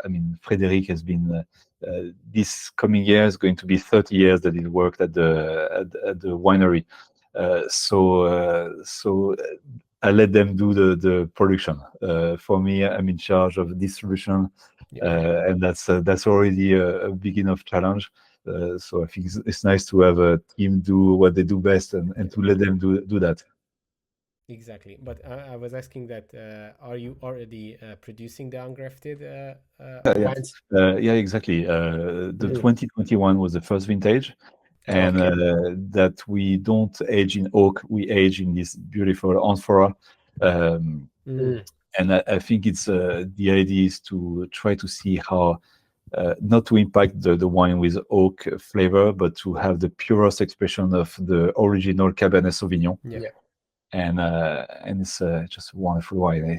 It tastes a bit like some of the Grace Burgundy, in this finesse and length and fruitiness, and it's just pure pleasure. It's very just amazing wine. Wow, very interesting. So you can recognize you feel the difference between the ungrafted and the grafted wines. Yeah, and it's hard because those like the end product is blend with Cabernet and Merlot, so already there you have a different profile. But it's still about 3/4 Cabernet Sauvignon, but it's been aged in oak, so it's different. But there's this again finesse and pure expression of Cabernet is just wonderful. Very interesting. Dauzac is quite famous about its innovations. Can you tell us more about these innovative technologies in the winemaking technology and some of these innovations that you have been working on in the last years? Yeah, for sure. One that is pretty remarkable. When you go to a winery, ask to open a tank. If it's empty, of course, there's no wine. And you will see most of the tank, and some of the barrel, you see this power, which is a cooling system. So it's a way to control temperature, especially at the moment of maceration when you don't want necessarily the fermentation to start right away and be a bit technical. But in a way, it's a way to control, just like when you cook eggs in a pan. You control the temperature. You can start whenever you want. You can go slow or faster. It's exactly the same way. But the first cooling system was at Dauzac. Wow. At the time when there was the Bernat family that own industrial ice company, and they own Château Dauzac also. And on a warm fall during the harvest, the grape was a bit too high in sugar and in alcohol, and the guy said, "You have to cool that down. It's too high." The guys had no idea. Nobody even cooled any grapes before, and he said, "I know how to do it." So first it was very rudimentary, but then it started, and then it got better and better, and then started. So now you see all this power in tanks, and started at Dauzac. Wow, that's very interesting. I didn't know that also was started at Dauzac. What about the see-through barrels, the fermentation barrels? So that's a fun experience, a fun way to say how it started in a very in a purely aesthetical aspect. And I hope you guys come and your viewers come during the harvest, because we have this beautiful oak barrel with this glass double pane, so you can actually see through these barrels, and you can see how the fermentation works. Yeah. You can see the little bubble coming up. I mean, it's just fascinating. I posted a video that took off recently about that, and I think it's just amazing. But again, purely aesthetical, fun, great. And a few years ago, there was this person who started this sort of stick that push air, called air pulse. And it's a way to avoid remontage, meaning to pumping the wine back to the top of the barrel. And actually, to have this glass see-through panel, we could actually see better how the fermentation started where. So it was a way to like have this stick going exactly where it's supposed to be, to take exactly the right amount of time.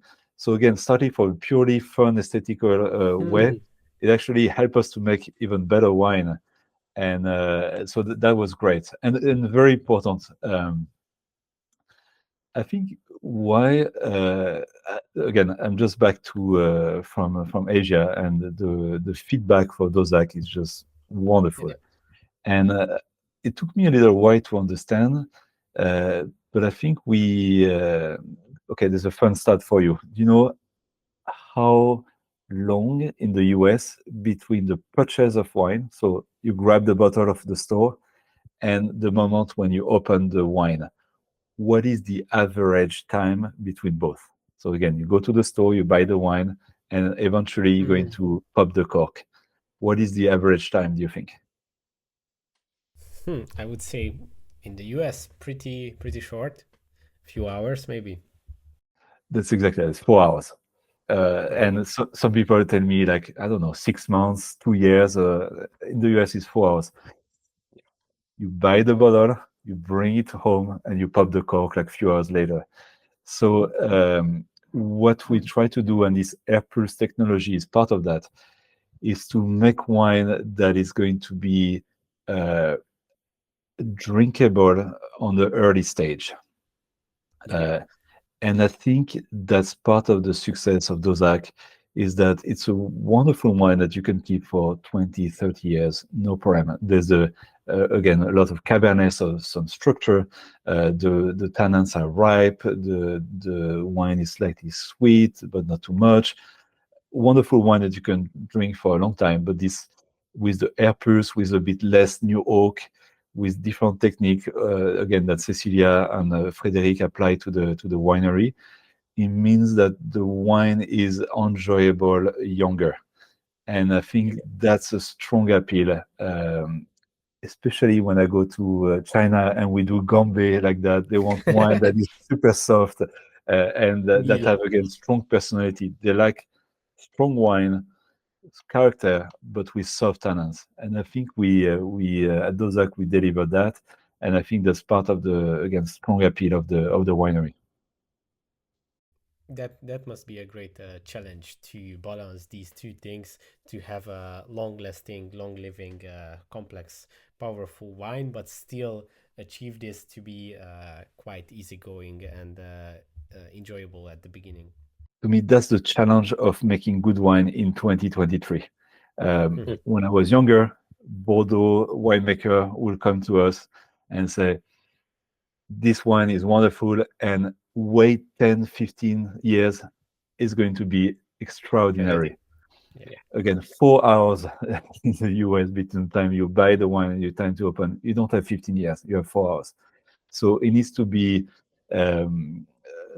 what I hear a lot when I travel is Dauzac, it's instant pleasure, meaning that even on a young vintage, you pop the cork, you might decant it if it's very young, but it's going to give you instant pleasure. You can see the potential of aging it. But I think, again, that instant pleasure. And what I hear a lot is that there's a good connection between the wine label and the wine, meaning this is Bordeaux. This is not wine. You see the label, you think Yeah. Bordeaux. You don't think about Australia or South Africa Yeah. or Chile or Argentina. You think about Bordeaux, but it's slightly modern, with the yellow color, the design is Yeah. slightly modern. And what I'm told a lot is that the wine is the same, meaning it's a very traditional. 3/4 of Cabernet. Dauzac did not go with the trend of planting more and more Merlot. So traditional Medoc blend and traditional way of making wine, but made in a slightly modern way. So tannins are a bit softer, and the wine is drinkable on the younger stage. And again, I think that's part of the strong appeal of the wine. Interesting.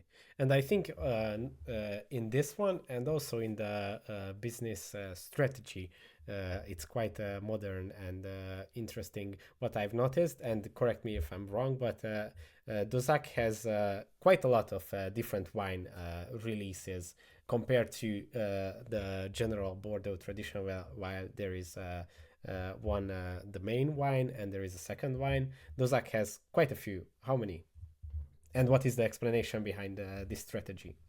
I'll show you that wine, Aurore de Dauzac, like as a traditional second label.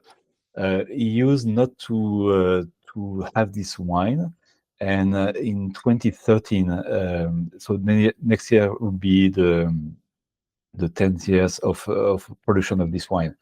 That was Laurent Fortin, current CEO, who started that. The idea of having this wine was to on terroir that is a little more sandy and not as gravelly as the top wine. Was to make to separate this wine from the top wine, which allowed the top wine to get a bit more concentration and to have. I mean, Aurore is, we're talking about a pleasureful wine, is just pure pleasure. That's what I hear all over, like all over and all over. That's a little lighter than Château Dauzac, and just again, just wonderful fruits, soft tannins, and just like slightly chocolatey, slightly spicy. Just love this wine. And that's actually this one is made on the most eastern part of the vineyard. So that's where the sun rises in the morning. Aurore means sunrise, hence the name. So that's the name of the sun rising. And even back in the 18th century, they were talking about these plots because it's not a second label as the younger vines go, but it's a plot selection. And even in the 18th century, they were talking about les vignes du soleil levant, the rising sun plots. And it's going to be in Air France business class for the 20 vintage and 2022 vintage, which again very prestigious. There's very few Bordeaux There's, I think, 6 cycle of 2 months. I think 6 Bordeaux that makes it, and Aurore de Dauzac is making twice to Air France. So it's again great bottle of wine. And we have I brought you some wine with me. Dix de Dauzac. So that's another label from AOC Bordeaux. So that's a wine that we will outsource outside of the Dauzac winery, because Dauzac is limited, is about 50 hectares, but it's not extendable infinity. And for us, it was fun to develop. Again, it was Laurent Fortin, our CEO, who started this project in 2015, and it's a wonderful. First, it's a wonderful like virtuous circle, meaning we go to select wines from winemaker on the right bank, places that these days struggles a bit. So for us to buy at a pretty high price, to buy very high quality wine, is a way to support this area from Bordeaux. So I think it's a very positive thing. Yeah. And it's also a way at Château Dauzac for estate wine. We produce about 300,000 bottles. We cannot produce more. That's it. So that's a way also to satisfy some of our clients and to have a signature label from a classified growth, and have the expertise of our team, again, Cecilia, Frédéric, and Laurent, producing some of the best wine with Château Dauzac, and have the touch with AOC Bordeaux, and see how we can make the best wine in the same sort of style at Dauzac. Wow, amazing. And what is the volume that you produce from this? That's about now it's about 300,000 bottles of Dix de Dauzac. And again, it's in. I was in Asia recently in Cathay Pacific in the business class. It's going to be next year in Swiss Air business class. So for the airline companies, it's a wonderful wine to showcase.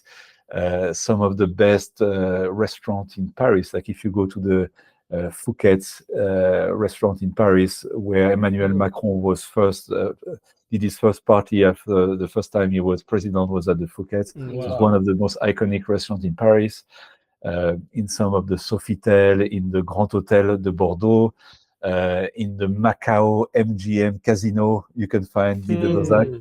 So it's a wine that travels very well, and that I think, again, in a world where there's 7,000 wineries in Bordeaux, this is a simple way to say it's for the sommelier or the retailer to say, look, I have a signature wine from a classified growth, and it's a great getaway from a lot of people to the Bordeaux world, to the Dauzac world, of course, but also to the Bordeaux world, in order to discover in a simple way and a demystifying way what Bordeaux can be.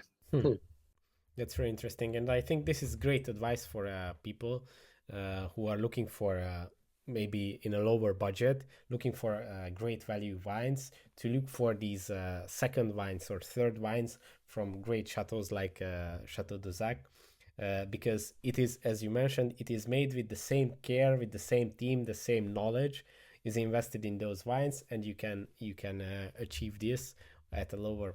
I mean, you can taste this in a lower price. This is where the real value is, if you are looking for a value to price value ratio wines. This is great. Yeah, and by all means, there's 7,000 wineries in Bordeaux. So go to find the great Petit Chateau who makes great wine. There's a lot of them in Bordeaux. So go for it, explore, find.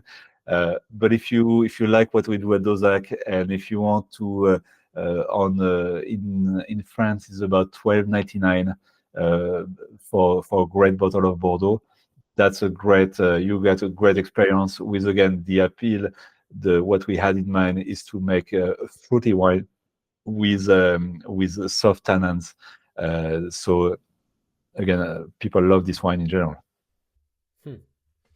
Interesting. And how do you see now that you just came back from Asia, in the Asian market? At the beginning of our conversation, we talked about this prestige point of view, that they are looking at these great chateaus and these wines as a prestigious event and something to enjoy.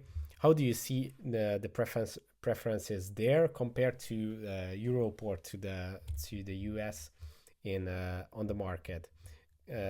I mean the main wines and the second or third wines. Ah, well, the third wine, like we are blowing up in China, for example. This wine, Château Dauzac, and actually, uh, these two wines are doing fantastic. I was opening when I was in China. I was opening the sixth Dauzac only wine store that one of our partner is opening up, and again, it's just wonderful. And I think I'm doing my role as a sales director of a classified growth, meaning I'm responsible for these two brands. I found a great partner, and now it's going to be this year was about 75,000 in China with the red and the white, and so I make this brand widely available in China. China is a big country, of course. So instead of limiting myself with just 10,000 or 20,000 of the second label, now I have also 75,000.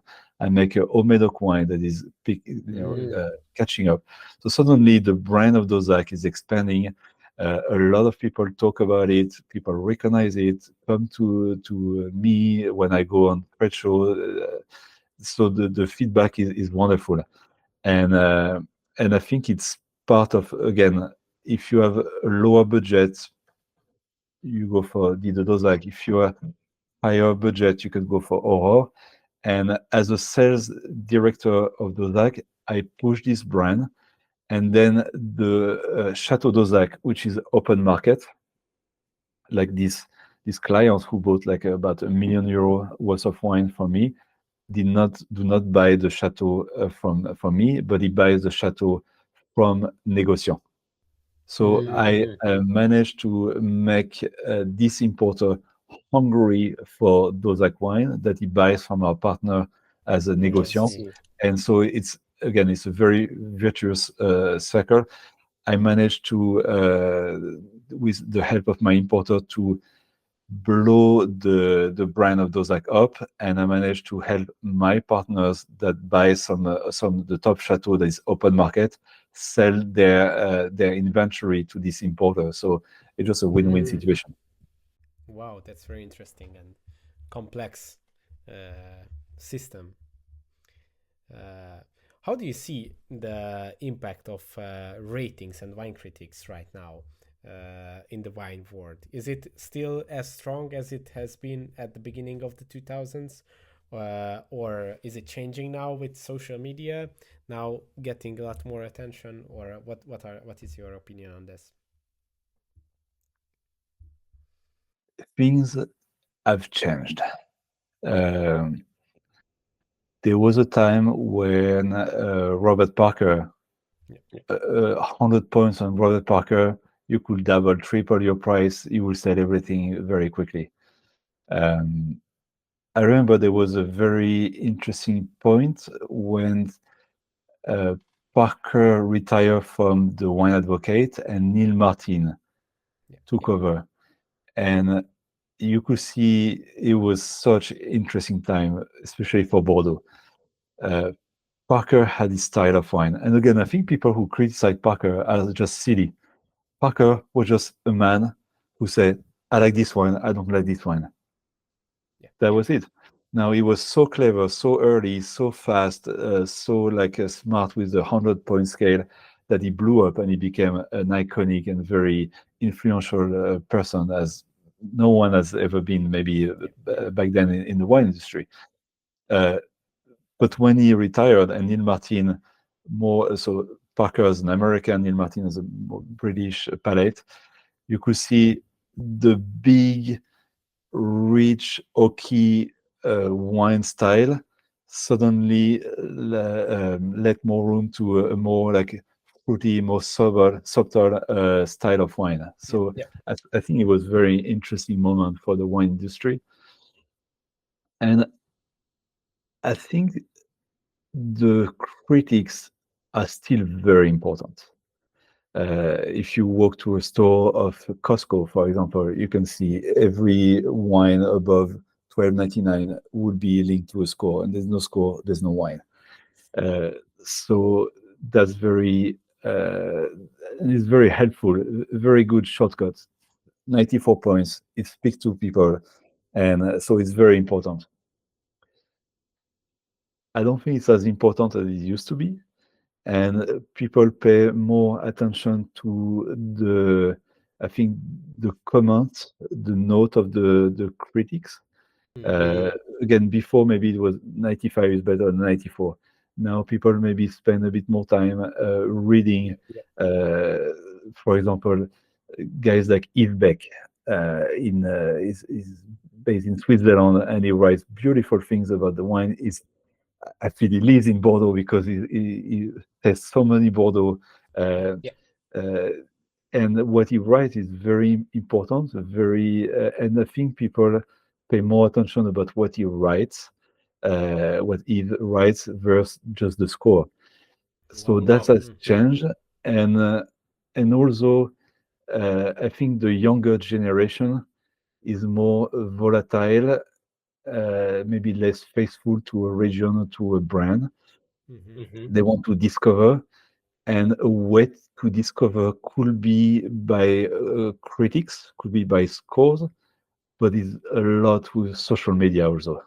So I think when some people told me like, so who will replace Robert Parker? And I told them it was like years ago. I said I don't think there's any like one person. Also, James Suckling is very important in the wine industry. Neil Martin, of course, and Yves Beck more locally. To name just a few, there's tons of more. I'm not going to name them all, uh, but I think there's a lot of exchange of although I don't very like this word, but influencer who can say like, look, I love this wine, and just like a friend would tell you like, you should check out this winery, they make good wine. Yeah, this parasocial relationship with these personalities, I think, is quite powerful. I had a conversation on the podcast with Luke Flunder a few weeks ago, and he explained he's very famous on social media, on TikTok, and Instagram, and he explained that he had some partnerships with wineries, without naming the brands and the partnership, but with a few like organic reviews and promotions, they sold out. So it is a very powerful. But what Luke does on TikTok, which I think is wonderful, is that you can see the genuine aspect. I don't know. I actually went to Dauzac. I couldn't meet him, but we talked. We met on TikTok. He What I like is that a bit like back in the days, like in early 2000, 2003, 2004, like Gary Vaynerchuk from the Wine Library was able to defend a wine that he had no financial tie to this wine, just because he liked the wine. I like Luke because he can go to Lidl and say, and I don't think he's a spokesperson for Lidl or Aldi or whoever, Tesco, whatever, but he can say, look, that bottle of wine is wonderful. You should buy it. It's a good, if you don't want to spend the money, what did I say yesterday about, I think, a Château Neuf. If you don't want to buy a Château Neuf, you should buy this wine from this region. And you could see like he's genuine. He has his own range of wine, of course, but he doesn't. I think that's why he's blowing you up on TikTok because and Instagram, because he doesn't mind talking about wine that he loves for the sake of the viewer, not financial sake. And if there's a wine that is $4.99, again, like I remember this video in Aldi, I think it was $4.99. This wine is awesome. To me, that's the anti-glass ceiling that I was talking Yeah. about. That it's 4.99 at Aldi. I should never give it a 92. I should never be too excited about the wine. I should give it 88 maximum. 88 maximum.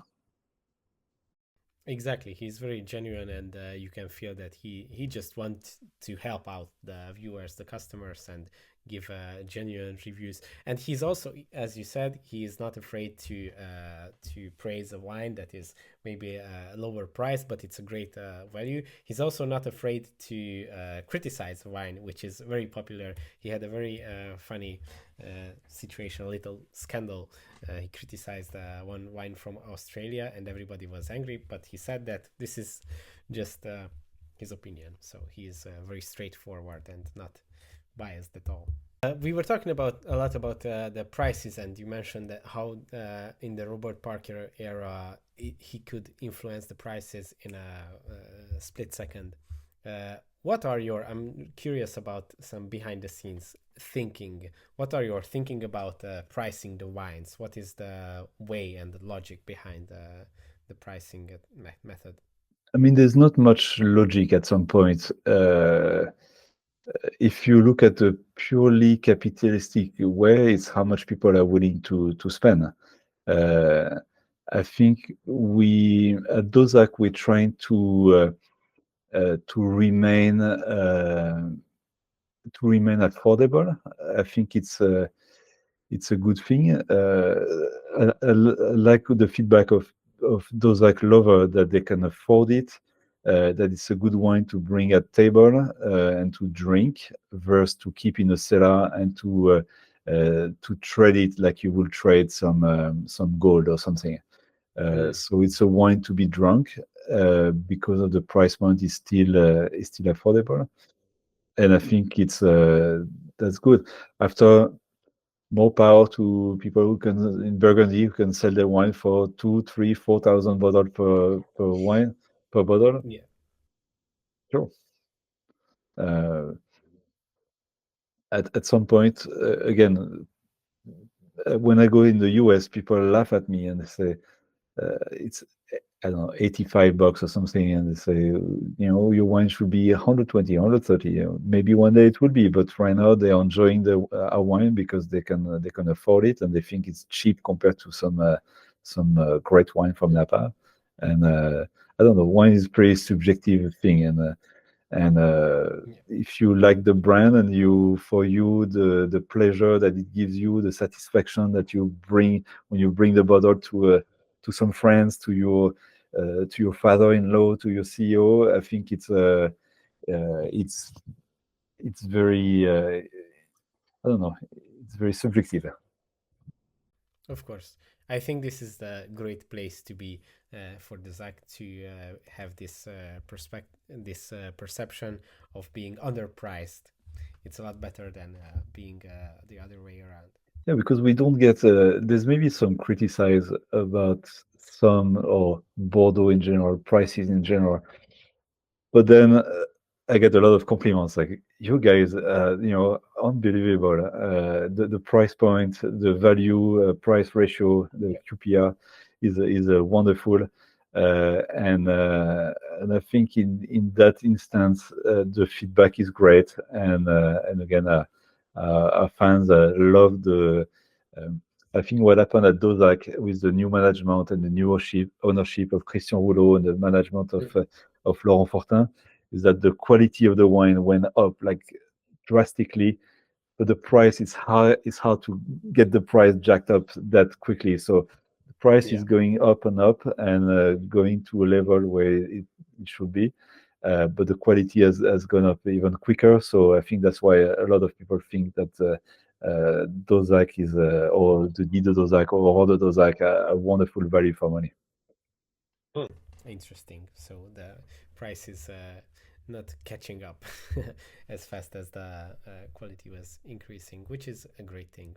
The quality, you change the management team in the cellar, in the vineyard. You invest in you put the right effort, especially in the vineyard. I think that's where the quality of the wine is coming from. you give more, so you give more means. You invest in the right barrels, the right infrastructure, Yeah. and the right team. If you have good enough terroir, and if you can afford to take the risk that we do to again bring the grapes at the right ripeness, I think the quality of the wine can go up very quickly. The Of course, price, it takes some time. of course, the customers have to. You have to get the trust of the customers, and they have to know and expect that price. I mean that quality increase. Well, But that's part of the thing I love about social media is how many people uh, tell me that they saw a silly video or whatever, and they found a bottle and they love it, and now they recommend to their friends or even found importers through social media. I think wow. it's a wonderful way to see the feedback of regular people enjoying a wine. Yeah, and I think you're doing a great job on Instagram. I love your content, the videos that you produced, and everything that you write there. You became like the face of Dauzac. Everybody just relates, and it's a great window to see inside the workings of Château Dauzac. Well, I tell you why I started this page because I was frustrating with another winery that I think was about selling it. Like my wine is great, my wine is great, and I thought, who wants to consume this content? At some point it's boring. It's easy to say and it's so easy to say my wine is wonderful and buy it. And I was frustrating. It was like 5 years ago, something like that, and I thought instead of being a grumpy guy just complaining that it's not as just thought do it and Yeah. show them and I quickly just started to talk about my journey and try to give a lot of possibility of people to give their opinion and to again uh, because it's my page I can do whatever I want and it gives me a certain freedom. I think some people might be a bit more scared to express themselves because there's a corporation behind, but I can Of speak course. freely, and I think people appreciate that I'm genuine and I don't have any issue in promoting other people's like friends' wine, and I can talk in a what some people say fresher way, which I think is cool. Yeah, and I think this brings a lot more value to the people who are enjoying the content than just like the corporate company page, because even though these companies are trying to create some interesting content, it still feels like a commercial. But this way, this communication, the genuine stories, are like on their own valuable content. It's an interesting experience. You can learn things that are like genuine pieces. Mhm. Yeah, and I had a conversation with a friend last week in Paris, and he was yeah, but your individuality, and I have a company, And I say just talk as an individual person. Just don't talk from a corporate level trying to push and Of course. sell stuff. Uh, like show yourself, like show I don't know, just like Luke does. I think is a wonderful. Like Yeah. it should be taken as an example uh, how you don't have to always sell the wine from your store. Yeah. You can talk about people you never bought and sold any wines, but just show the passion, show the genuinity, and I think usually it works. So Of course, I think genuinity is the key. You can even sell your product, your wine, but without being so looking so like commercially. If you are talking about your product or the ways that you work on it or the passion comes through the content, it's so different. It can be a selling point. and I can be a very self-driven person who wants to crush sales, and I'm doing very well at the winery. At the same time, social media is a way to like, like again, like give I don't know. I try to think about me. I try to think about the viewer, and try to show them a good time, show them being bring them information and bring them entertainment. You know. Yeah, that's a great way to think about it. Well, I think this is a great way to close our conversation. It was great. I learned a lot from you. Really enjoyed But this I conversation. want before to ask you. So, what's the Okay. future of Wine Inspire? I mean, it's wonderful what you're doing for the wine industry. I think you showcase a lot of expand, I think, the wine world to many of people who never maybe even open a bottle of wine. So, how do you see the future of Wine Inspire? Well, obviously, as you mentioned, our goal is to bring the wine culture to as many people as possible, to make it more approachable, to teach about wine, to help producers with genuine content, like we talked about, to share these moments and to demystify maybe the wine industry, to help people understand. We are working a lot on educational videos, teaching about the basics of the wine industry and going into details. And right now we are very passionate about this podcast. We just started it. I mean, actually, technically, there was one episode that we recorded in 2019 while I was in Bordeaux, actually. But at that point, we were quite overwhelmed with other things, so we didn't continue. But we restarted it this fall, and we really love this. This is a great opportunity to talk about things freely with prominent people like yourself from the wine industry, and just share the knowledge and the passion. Mm-hmm. Wonderful. Well, I think you're doing a wonderful job again to pick some exciting, fun, entertaining videos, and I think the platform is wonderful, and it's a great getaway to be excited about wine. Thank you so much. I'm really glad that you enjoy our work. We are really trying our best to produce and to curate the best side of the wine world. Mm-hmm. Great. Thank you for this. What would you say to as a closing statement to our viewers? Where can they find you? What are you up to? Where should they follow you?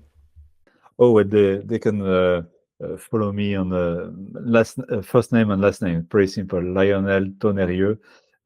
Hard to pronounce, but that's where I am on LinkedIn, TikTok, Instagram, Weibo, Little Red Book. Those are two like a Chinese network. So I try to keep it simple this way, and again. Talking about wine is great, but experimenting, especially at the winery, is even better. So I invite everybody to DM me if they want to come visit the winery, and we'll make sure that they have a good time when they come to see Dauzac. Great. Can't wait to visit myself as well. And thank you again for the gifts that you have sent. I didn't receive them yet, but thank you in advance. On its way. And can't wait to see them. Okay. Thank you for this conversation, and hope to talk to you soon. Yeah, maybe that in was Bordeaux. a pleasure. It was fun. It was fun. Thank you so much. Okay, thanks. Bye-bye. Have a good day. Bye-bye.